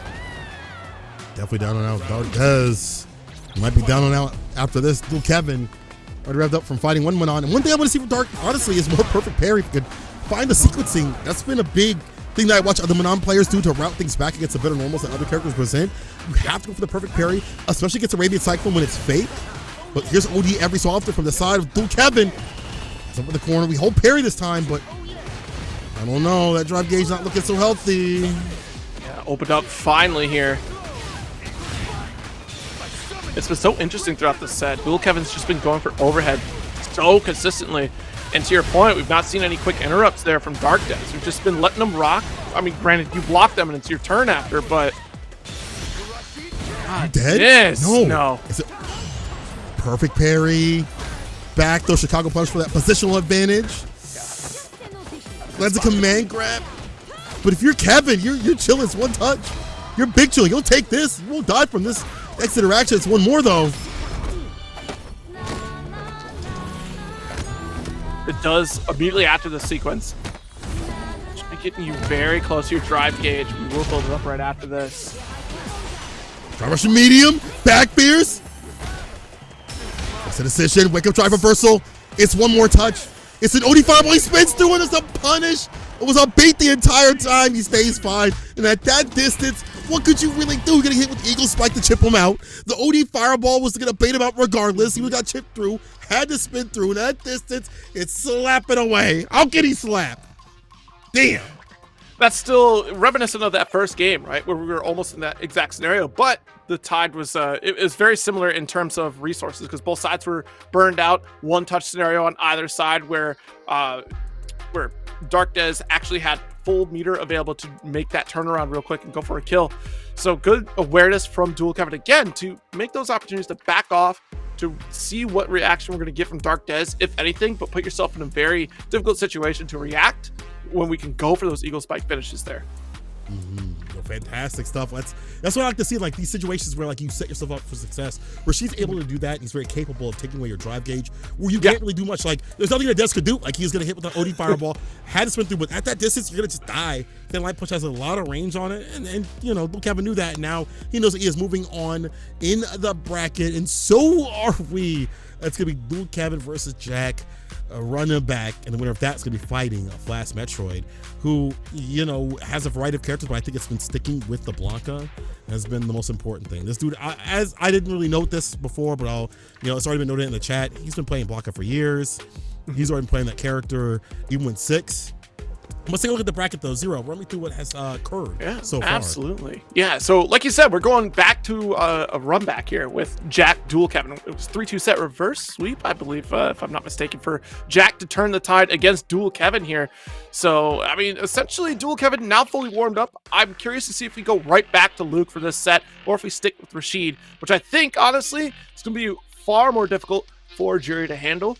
Both characters are excellent picks for Juri, but if you look at this run here from Dual Kevin, immediately returning the favor 3-1 over Joey, and then now 3-0 over DARKDES as he go through that Manon gauntlet. But Flash Metroid, being the terror that is, having only one set throughout this top 8 with a 3-1 victory over JAK, and, you know, giving JAK even a run for his money there, because that was quite a set between those two. And again, it's so difficult to try to fight back against Blanca with the toolkit that Juri has. And if you see the way that Flash was navigating around all those answers that JAK could have represented throughout the set, it certainly paid off in spades. I mean, it looked like Flash was certainly ready for a Juri matchup. In his head, like the back of his eyelids, the entire time, Flash was in that ass. So, see if that happens again. It's a moist one, but trying to prophesize no demise. Dual Kevin might be up in that loser side spot in the grand finals dock. We'll see if that even happens. But it comes down to this between these two. I want to see the Rashid pick. You know, from talking to players, I used to think Rashid was like a good pick against Juri, like overall. He does have some really good things, like being able to forward heavy kick, even drive rush forward heavy kick over the fireballs. Yeah. But when it comes like normals, to band, like it feels like both characters are pretty similar in terms of like initiation with drive rush behind it. So a lot of the players on both sides feel like it's a pretty even matchup, and I don't think it's changed too much in this season, like overall. So I'd assume that it's pretty down to the wire right there. I think Luke this season probably is in a similar fashion of like pretty even with Juri. I don't know if it was like that before, after, or like until like Capcom Cup happened and people were like, okay, so that's how you're supposed to play the Luke matchup, right? Using the level 1 to get to the fireballs, using a different variation of drive rush buttons.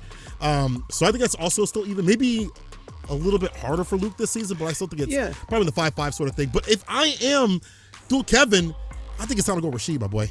Yeah, you know, the one thing that kind of gives Rashid that edge over Juri is that set play in the corner situation, because you do have quick tornado setups. Obviously, you do have level 2 opportunities, which makes it all the more tricky for Juri to kind of run the set. You have a lot of difficult high-low mixes from Rashid that makes it tricky to even bet whether or not we can go for ODDP out of those situations. But now with the advent of Wake Up Drive Reversal, I think that kind of helps the matchup a little bit more for Juri here. And even if you go Luke, which is interesting because remembering level 1 going through Super, I was just like, wait a minute, I thought we all knew like that was the thing that Juri was doing. And then to see the internet blow up, like, no, this is new for us. Like, oh, my bad. I guess we Juri players should have let you know earlier that this is a thing. But I think a lot of us even had that moment where, crap, Juri can really go toe-to-toe against Luke. Juri is $1 million character now, right? So it's pretty good. I guess we gotta, try to figure things out against some of these high-tier characters like Luke and honestly like Rashid in some cases. I think one thing I do also like with Juri, against like Rashid with like that constant corner pressure, you do have extra defense with the instant overhead. So that might also help out, but I feel like Luke will be throwing quite a bit continuously. But it all comes down to this. Juri for JAK and for Dual Kevin, he's going to be running the Rashid. Okay. He's heard my pleas. He's heard my advice. We'll see if it changes it up because, last time we saw Luke and he kind of got reverse washed. Yeah. I mean, it was looking very strong here, but JAK found his footing there. And this is the problem, right? Eagle Spike, had to try to find that perfect parry opportunity. We find one here off the drive rush. Drive rush button is definitely in Juri's jungle, so you're going to know what to do against that. They're going to perfect parry, too. Yeah. I know how to deal with this. I see forward heavy kick over the fireball. I wonder if we start to pay attention to that more often. Just try to cover it right after the fireball. You got time to go for the Stamp Fierce. There should be able to light kick potentially in there, at the very least, which can go for a pinwheel. Okay, we go for the frame kill. No, we just go for the buttons immediately and the throw right after. Oh, this is a big change up with Dual Kevin. He can definitely kill without using that bar top bomb. It'd be a huge win, JAK. It's not the end, but it's going to be a tough road to climb right now. For a medium punch, a Radiant Cyclone right after for the finish to Kevin. So that level 2, ready to unleash the CSR. Yeah, certainly a strong position here for Dual Kevin going into this next round. Lord Phoenix. Nice little jump out right there, but we still got a low. Nice. Back to the anti-air. Yeah, pinwheel. A lot of range. The backdash preemptively. Dual Kevin looking like a Japanese player. A lot of the Japanese players always go for backdash to avoid throws like immediately. More other than any other region, it feels. Wait, that's just Japan in general, right? Just practicing more defense than we do, right? It's just we're so offensive oriented, so seeing more defensive options coming out, it's certainly going to be very positive for Dual Kevin. He avoided all that level 2 big waste of bar. Yeah. JAK was able to use anything off that Feng Shui engine, running out of gas, driver's throw on the hell parry. What are you doing? You allowed that level 2 to come through now. My win condition. There's our throw. Walls are closing in. Just in the nick of time, though. It opens up for Dual Kevin. The burglar in Street Fighter 6 on the wake up OD. Oh my god. Off the OD dive kick. Yeah, actually goofy for that one. Dual Kevin wasn't able to get the kill though. JAK down. Back with level 2. He got another bar. Still got another bar. Way too far away for any of those follow-ups here on the Feng Shui. Crouch forward will shut that down. Good reaction from Dual Kevin here. He has a wake up of his own. It's obviously not as good as like wake up jump medium from JAK's side of things for his character, but just that other option you don't really see it from a lot of Rashid players besides like maybe JB. Right. Put something different on the table. Backs up, finds the should be up to stand fierce. Rough. Staggers here, low EX. Good block here from JAK. I mean, there wasn't really any other option for Dual Kevin to kind of perform unless we go for empty low. Dual Kevin looking to build bar. Punish counter wasn't enough to kill, but one more hit will. Basically drive impact immediately. An advanced tool that Dual Kevin uses a lot is like light mixer just to get in, but had to be worried about that drive impact. Wasn't enough hits to survive. Yeah, that was a good bet there from JAK. Rush. Gotta be careful of these throws. Nice neutral jump here. Light kick to open. In the corner, breaks the throw. Still that pressure this character has up in the corner. We talked about it. Stand fierce, fireball, stand medium punch, which is close for the plus range. Loses the turn. Gets a throw right after the forward heavy kick. Level 3. Not gonna kill, but will put him in guess for game. Dual Kevin, you're looking for any sort of opening to get that level 2 off. I don't think JAK will let you have that. Probably OD fireball. No normal fireball. Spins no bar instead.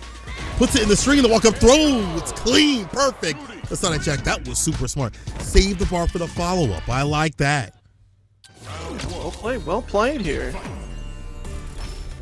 Yeah, I think that's kind of a great call for JAK in that situation because you are slowly chipping away, not giving that opportunity for level 2 activation. You get the stagger pressure for corner. Nice crouch forward. Watching the stock up once again. Get that pressure on. The fireball, stand fierce. Sticks it in. Trying to take his turn back right after. It's not his to take. Empty throw. Here we go. Simple right after that perfect parry, and the damage is certainly mounting. Goodness. Another one? In his pocket. It's a left one this time. What's in your wallet? Take more though, almost in burnout. Have to keep him out. He actually plays around the idea of keeping him out. He goes for the slide, but JAK's gonna go for that chip out real soon. Yep. Chip with one more hit.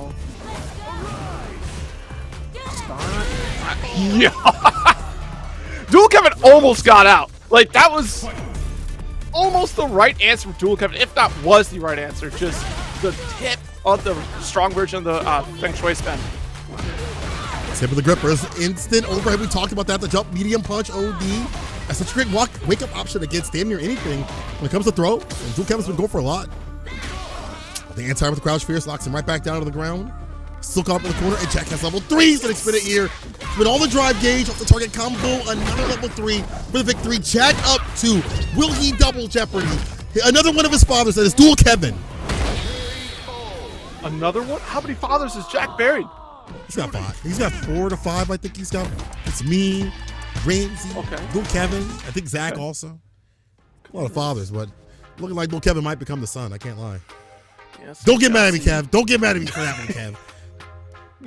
Oh wait, Eli. I don't think Eli is actually. You don't Correct me think Eli if I'm is? wrong. Okay. Eli, are you in the chat, bro? Are you one of the dads? I saw Eli with the motivational speech on Twitter as we all ran into today's competition here. Oh, Brian, you're right. Yeah, Brian. Brian's one of those. Shout out to Brian and the other players that we have for this bracket that make it this far, but definitely showcase what they can do. I can't wait to see them enter again, but it comes down to this: who's going to get the win? We see a possible swift change over to Luke. I would assume that's why we went back to the character select screen. No, it's to take a second to breathe. What is that name? Buff Rashid level 2? Yeah, he's been rocking that all day. They took it away from him. They got to give it back. That's the whole crew. Rashid level 2. Cool. Disgusting. Nice jump medium while falling, though, not while rising. No pressure, stand fierce, a button this time. No fall through after that jab. Finds a whip punish. I don't know why he did that raw. I'm very surprised. -6 punish, stand medium punch starter. I do like this. Don't spend too much bar. Don't put yourself in burnout if you're doing Kevin just yet. Don't get ashy. Uh-oh. All right, so we do get that burnout. But final touch scenario here. Tried to reach for it with that drive. Probably want to drive reversal. The throw. Yeah, that sweep was too far out, but he's still able to get the walk-up grip. But those grippers at set point here for JAK.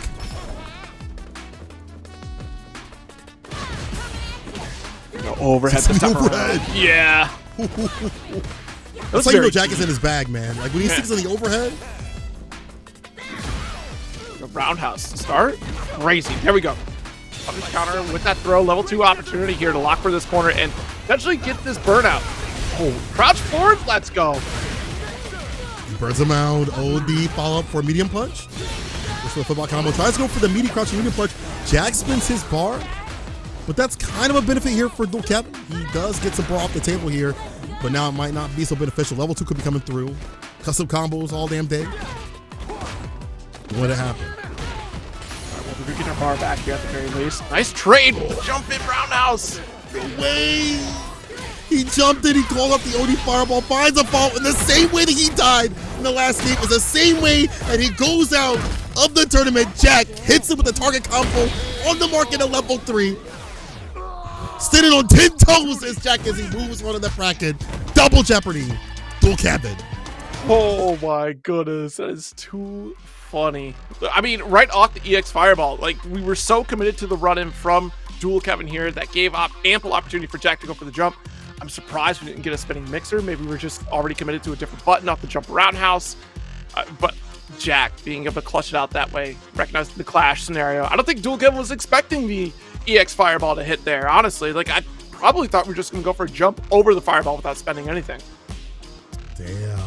Just the awareness to looking for the options that, like, what, you know, Rashid wanted to present OD Fireball just to get in. Like, it was like, bro, that's exactly what I want. And got the jump in and killed him the same damn way. The same damn way in Double Jeopardy. I know Kevin is saying some wild ass stuff on his stream, but before we even go over there and get to see that happening, Kev, I owe you a drink. It's grand finals time. It's the run back. It's JAK versus Flash Metroid to end out the night as our final set to see who's going to be that one step closer towards the championship of that 1 million to qualify from this super region. Yeah, holy smokes. Yeah. It's going to be a very interesting run across the globe here for Capcom Cup and World Warrior events, but we still have a few things that we want to mention here. Let's take a look at the World Warrior US Midwest schedule. Of course, here we are on the 22nd of June for the first one. The 27th of July will be our next one. So if you're not going to CEO, there you go. Or not CEO, excuse me. If you're not going, it's going to be right after EVO. I got 27th on the brain, thinking it's June 27th, but that's okay. July there. August 17th is going to be the third one. September 21st will be the fourth, and November 23rd will be our fifth, and the final, December 7th. All comes down to that. And as you can see, this is the US Midwest join as people have been joining today. You see more people join up as we are marching towards that 1 million once again.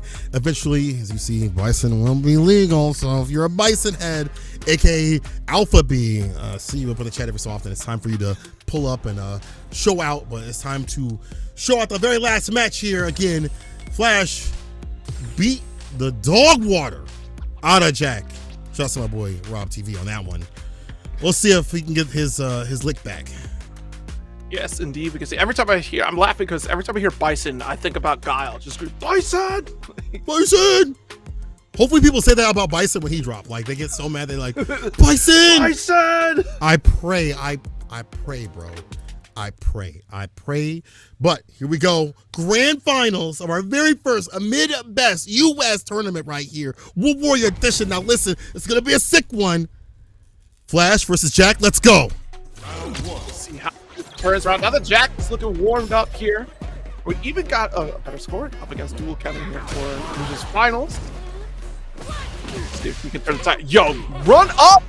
Medium kick? Okay, alright. Had enough. It's time to change it up. Get active. Turn up my volume. See that from JAK. Oh, with punish against the Renko kicks. Wasn't able to initiate anything, but nothing from Flash. Just gonna jump in over the fireball. Big pickup. Nice jump around the house. No follow-up, though. There's a little fireball because you're jumping. Great course correction here from JAK to go for the DP.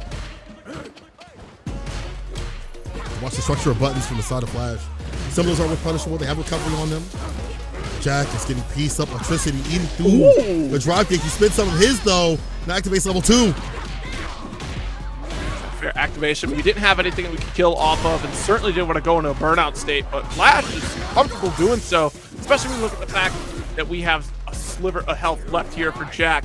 We go full screen, so we have better opportunity to react against what Flash is going to do. So if it's a Blanca ball, that's more time for JAK to react to DP, but has no reaction for this throw attempt here. JAK goes down for the first round. Honestly, if you see that level 2 coming through, like your best chance, honestly, the perfect parry at that. If you want to just deny any sort of pressure right after, you just have the perfect parry. Easier said than done, obviously. Right. Yeah, I think that goes back to like that full screen scenario, right? Because you have that extra bit of time to react to those situations. The Flash is aware of that, but that stand fierce, able to convert a bit. Set the pressure with the stand medium. I'd have to try to get the jump in. Flash that call up in the corner. Holds parry. Put out the fireball instead of drive rushing up. Almost get the medium confirmed right after. Nice. This is still good. Give it a drive rush jab. Could have converted that there. Stand fierce. Fireball. Backs up. One more hit will be it. Side switch. Yeah, use the bucket chin, but the drive impact lands. No help for that transaction to stay alive. Yeah, already committed a couple buttons there. Had to cancel back into parry if you wanted to survive that. Ooh. Well done. Back there. Ooh, takes a step back here. Another punish counter. Wow. JAK is locked in right now. Able to call out the wake up block a ball. We do have level 3. Send it home. Might as well at this point. Oh no. Oh, maybe he thought the scaling was too much. I feel like that would have killed, but you know, at that point, kill the character. Kill the character or get close to it and put it in a one-touch scenario. Don't leave Flash alive. Yeah. Let him survive. He's important because of the level 2. I certainly feel like after the target combo, we wanted that level 3. We just did not commit to it. But we still succeed. First game going to JAK with a substantial life lead in that scenario. It's kind of okay. And I strongly stress kind of okay to drop the ball on that one here. But it could have been worse. Damage mitigation. Yeah, so the damage mitigation was certainly starting to add up on that one.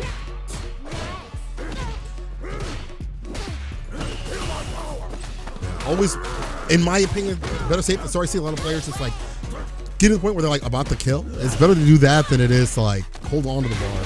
Could have been worse. We'll see if JAK puts out his toolkit a little bit later on. Calls up the throw tech. The OD Blanca ball air addition connects and the back throw does as well. Walking in at the very tip.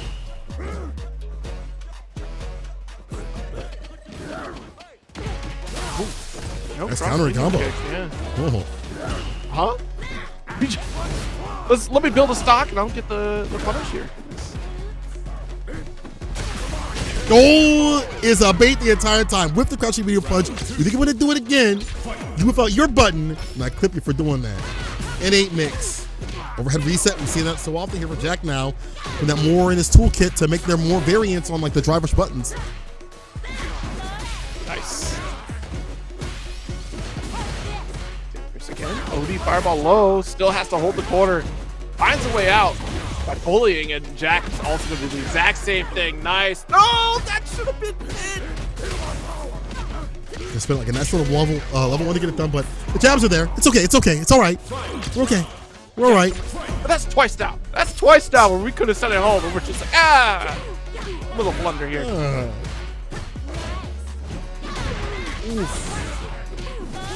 Beautiful music jump here. Roger socks up with the meaty fireball right after.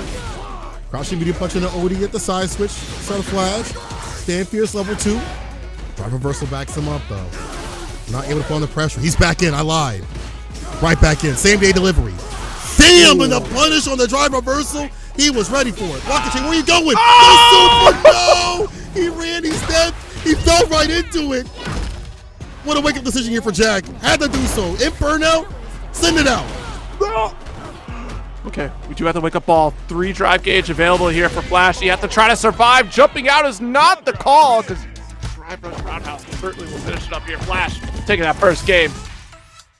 Ooh, the back and forth. But I think the better thing here for both players, for Jak, on his side of things, he's a lot more aggressive, he's a lot more active. I like to see that.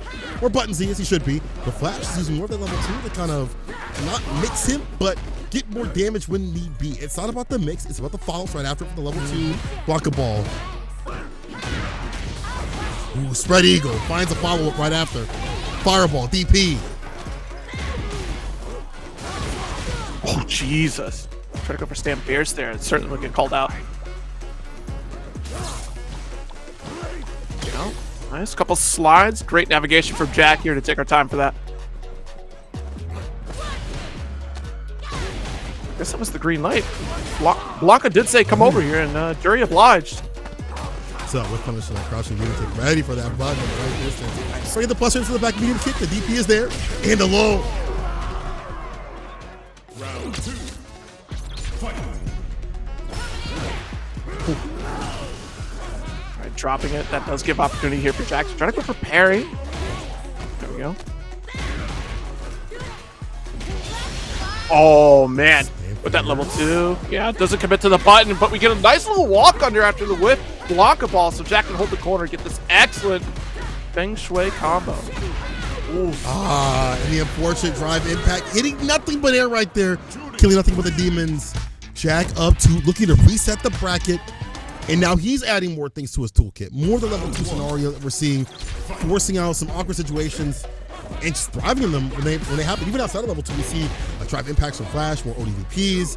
Jak is staying solid when those moments happen. Trying to get the DP there, but it's a short block a ball to call it out. Wait a minute, we'll certainly take advantage of this. We are in the lead in terms of drive gauge. Flash putting themselves in burnout. Wants to get out of the situation as soon as we can. Beautiful anti-air. Electrifies. Back medium kick. Play just a little bit. Gets the counter hit on Jak. Has him up in the corner. Doesn't have to overextend to get the win right here. You play it nice and patient. Your bar is almost back. Now you got a lot to work with. OD Blanca ball. Gets it for Hodgin. Or drive rush up. But it's perfect parry. A little bit of a carry here. Nice. Crouch forward. Not enough to kill quite yet here. The resources looking a little slim. Jesus, Jak! In the face of dash up plus frames, Flash able to thread the needle and trying his best to stave off a reset scenario. Trying to get that sweep, but just not able to react in time. The start is enough to catch it through Hodgin startup, but at least a little bit late on the draw.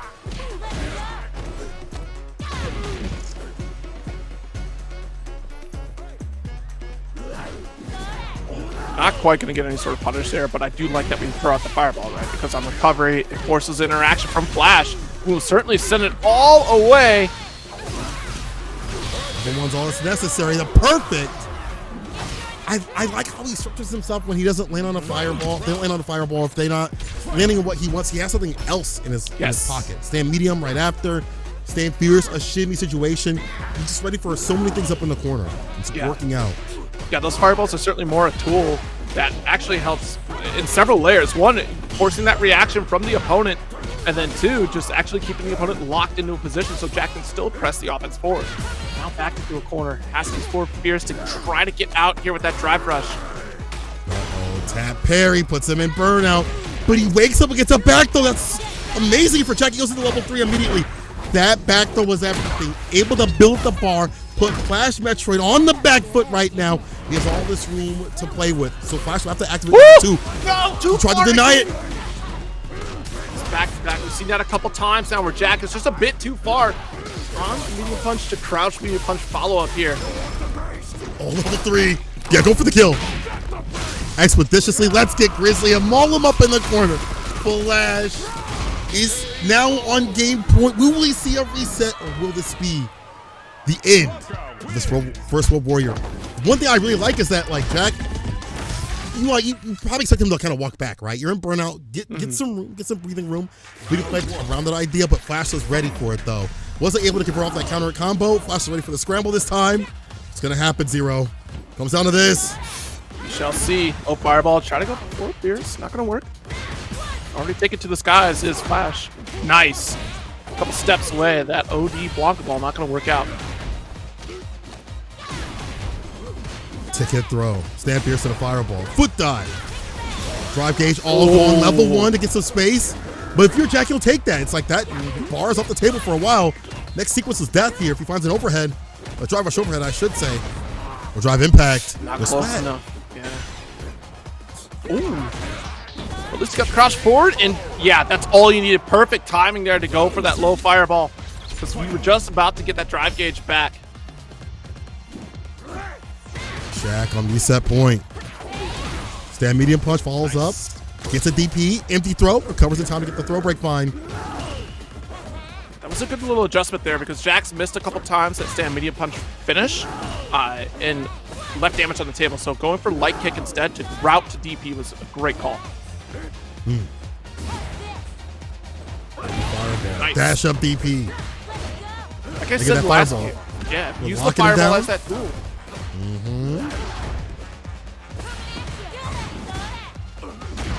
Oh, the Nasa bless. I love that. Off the shimmy. Struggle for the overhead. Reactive. Flash setting now off the blockage chair. Just the 2 of us. Anti-air. Perfectly done. Electrified. Nice block. You got level 3. Send it home. There we go. Looking at a reset here is JAK. For the Foot Clan. The leader of the Foot Clan. Lands himself a reset scenario. Way more active, way more level 2s, way more lockdown with the fireballs. Though we have seen those denied, he is not taking them off the table anymore. This is a different sort of JAK that we had seen in Winter's Side. He is back with an absolute vengeance. It's a reset here. I feel like for Flash, it's not a matter of switching any characters that he has. He has a lot of characters. But it's a matter of trying to keep pace and place with JAK. You know, some of these things are that JAK's not falling for. Like we saw like baits on DPs. That's not happening anymore. So you have to take that off the table. There's no longer need to do that. But there maybe need to be more adjustments here from the side of Flash. I want to see more level 2s. I want to see more situations he puts out Blanca-chan. Maybe Mr. Griffin get like a knockdown, just to like really lock JAK down as he has been with fireballs. Yeah, I think that's been such a critical factor here in this set so far for JAK. These low fireballs, making out these reactions from Flash, teeing off Flash for a lot of these corner carry combos even. There we go. Nope. Roundhouse. Really tricky to try to get a punish there at that range. Nice. What a space trap. Plus on the stand medium. Walks back against the stand fierce. Jeez. Complete control from JAK here.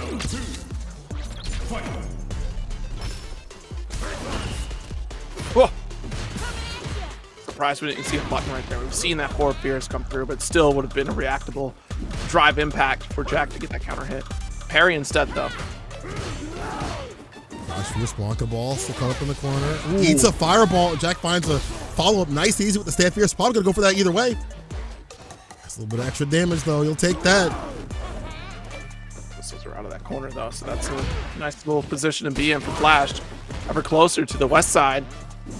We might see some of that lockdown play, but the frequency that we're seeing these low fireballs is forcing Flash to back off entirely, and that gives JAK plenty of room. We love to have a punish counter the trade. Dash up into the OD level 2 activation. Yeah, back to the left side of the screen. JAK, gotta be careful. And this is looking dangerous. Like if Drake was there, bait, punish, and I picked up a little block the Chan right after. Didn't even need it. Yeah, that level 1 was that reversal, expecting the electrify on top of Blanca-chan there. Dash up, maybe trying for a heavy kick, but the jump medium kick was able to get. I'm not even gonna say a cross up, just the jump or the dash up. ODDP, we bust out though. Nice. Right under the rainbow ball. Perfect parry in the gap. And a fall punish counter, lift off. Last season would have taken so much drive gauge, but not this one. Less on the snowbally side. Oh, jeez. What a call. Using the OD to make it nice and safe. So careful. Yeah, jump pierce. Finish it off.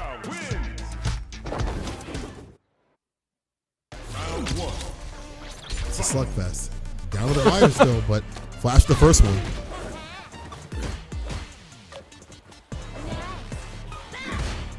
Yeah, SF6 God. Run for your life. Shut up, Chan. Oh, dash up. I like that. Not using as much drive gauge as possible. Things that JAK has gotten better about, and many Juri players is not using that drive gauge unless need be. Before it was drive rush, but now you see dash ups. Conserve that bar for more. Yeah, Certainly a key factor in that so far. Already OD just to get out. And you're right back into it. Far-reaching medium. Still able to pressure and chip away a little bit. Now we got close to the wall, so we do have stun. Stock up. Stocks up once again in between. 3, but we find a side switch here. Light backs off. Yeah, no button this time. But the perfect parry is ready to try for a medium starter. Oh no, JAK about to send this man up to God. He's got the level 1, so target combo after this. Level 1 to get it done, yeah. Vice with a little bit of that stock to get the last drop. Round 2. Fight. Jeez. Be careful at that round start too. So risky. Nice jump out, avoiding that overhead.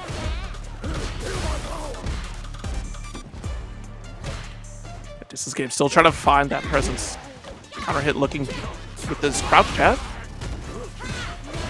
I like the foot dive too as well. That close range, as you pointed out previously with this character, keeps you nice and close, hella plus. And finding the right angles where it's hard for Flash to get that heavy kick 9-frame anti-air. Honestly, these medium punches really finding a lot of mileage right now, but not finding the hits that we're looking for as JAK capitalizes on a hit of his own. It's a game on the board for this. All even out after the reset. Next one's critical. Go up 2 after this. Possibly ride that momentum. But Flash not able to activate. That's one thing we didn't see as much in this game. Lack of activation points. It's because JAK was just on him. And that's the scary thing. Like, as often as you're sticking out the stab medium punch, like, it's a great button for Blanca, but it's also giving JAK the opportunity to find that position. Like, okay, I have about this range before I can get into whiff punish, or I'm in trouble for getting called out by the stab medium punch. Just like that, already has more fierce. Make the first significant combo against Flash. Oh, I don't know what that. DPing your demons. Nobody's up there, my friend. Worry about what's on the ground.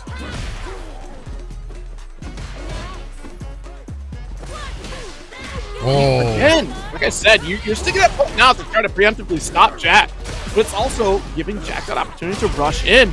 Who got the finish? Nice overdrive spin. Round 2. Fight. Flash putting a round up right now. Putting that off at level 2. Ooh, he's chugging for the side, but Fajin caught him. Gets to pick up with the DP. Backs up for a little bit. Crouching to punch into OD. Now JAK's spinning some more OD gauge to put layers on with the OD fireball. Uh-oh. Oh, actually throws him outside the court. It's going to be a back throw, but it was not. But he still gets a side switch off the OD blocker ball.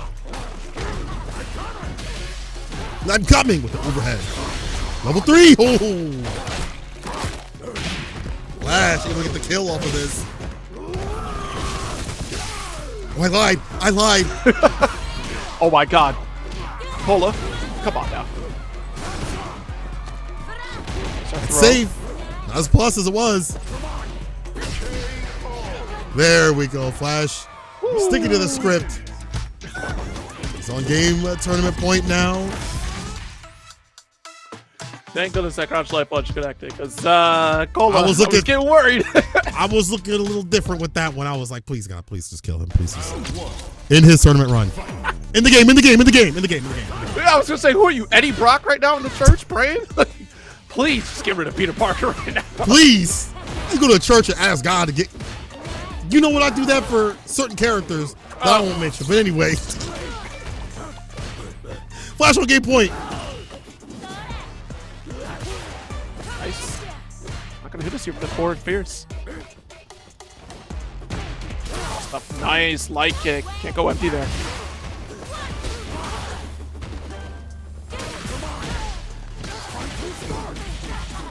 OD gets another pickup after this. One more hit. Never mind, that was it. Wins all the bar for the follow-up. It's set. Tournament point. Mid-best point. Last Metroid. Here, once you get dashed up in the face here, because I mean that jab coming through, like the dash speed of Juri is so fast here. Oh, punish counter. Good for like saving that drive gauge. Preventative in terms of like the dash up mediums and things like that. For the plus frames, fireball, walk up throw, calls out the preemptive parry.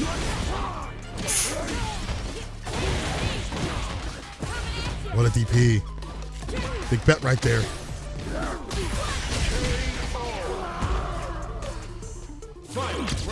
Ooh, gonna punish the crouching medium punch. Big stop sign button. Stay the set point for a little bit longer. It's a punish counter and the slide right after. Up in the corner, OD. You know what to do. Level 2. Air to air. We'll charge right back in with the block ball. Flash. Spending it on these level 2 and just pulling all the stops to try to close this out while we still can. Does get the wall splat. Scale damage. A throw. It's adding up. Flash with the fake out. Finds a stand fierce. He's about to send this man up to God. It's Flash Metroid. After the reset, taking down JAK. Once again to get the win. He is our first mid-best World Warrior champion. Even after the reset there from JAK, still a job well done and ending up the same way that we started. 3-1 victory in this Grand Finals reset, just like it was in Winners Finals. 3-1 victory there. So here we are. Flash, congratulations, and popping off in the chat for this one. He always does it. Every time he plays, every time he wins, he's in the chat. Why are you in the chat, bro? Why not? You watching the stream? That's crazy. You immediately turn on. You know, it's literally like how you stream sniping your favorite streamers in Street Fighter and you win. It's like, GG's, that was me. That's Flash. GG's, that was me who just won this tournament. Shake my hand. Well, good stuff, Flash. Being the very first World Warrior champion that we got to keep the Blanca up, play down. You won. What do you mean? We're going to Twitter right after this.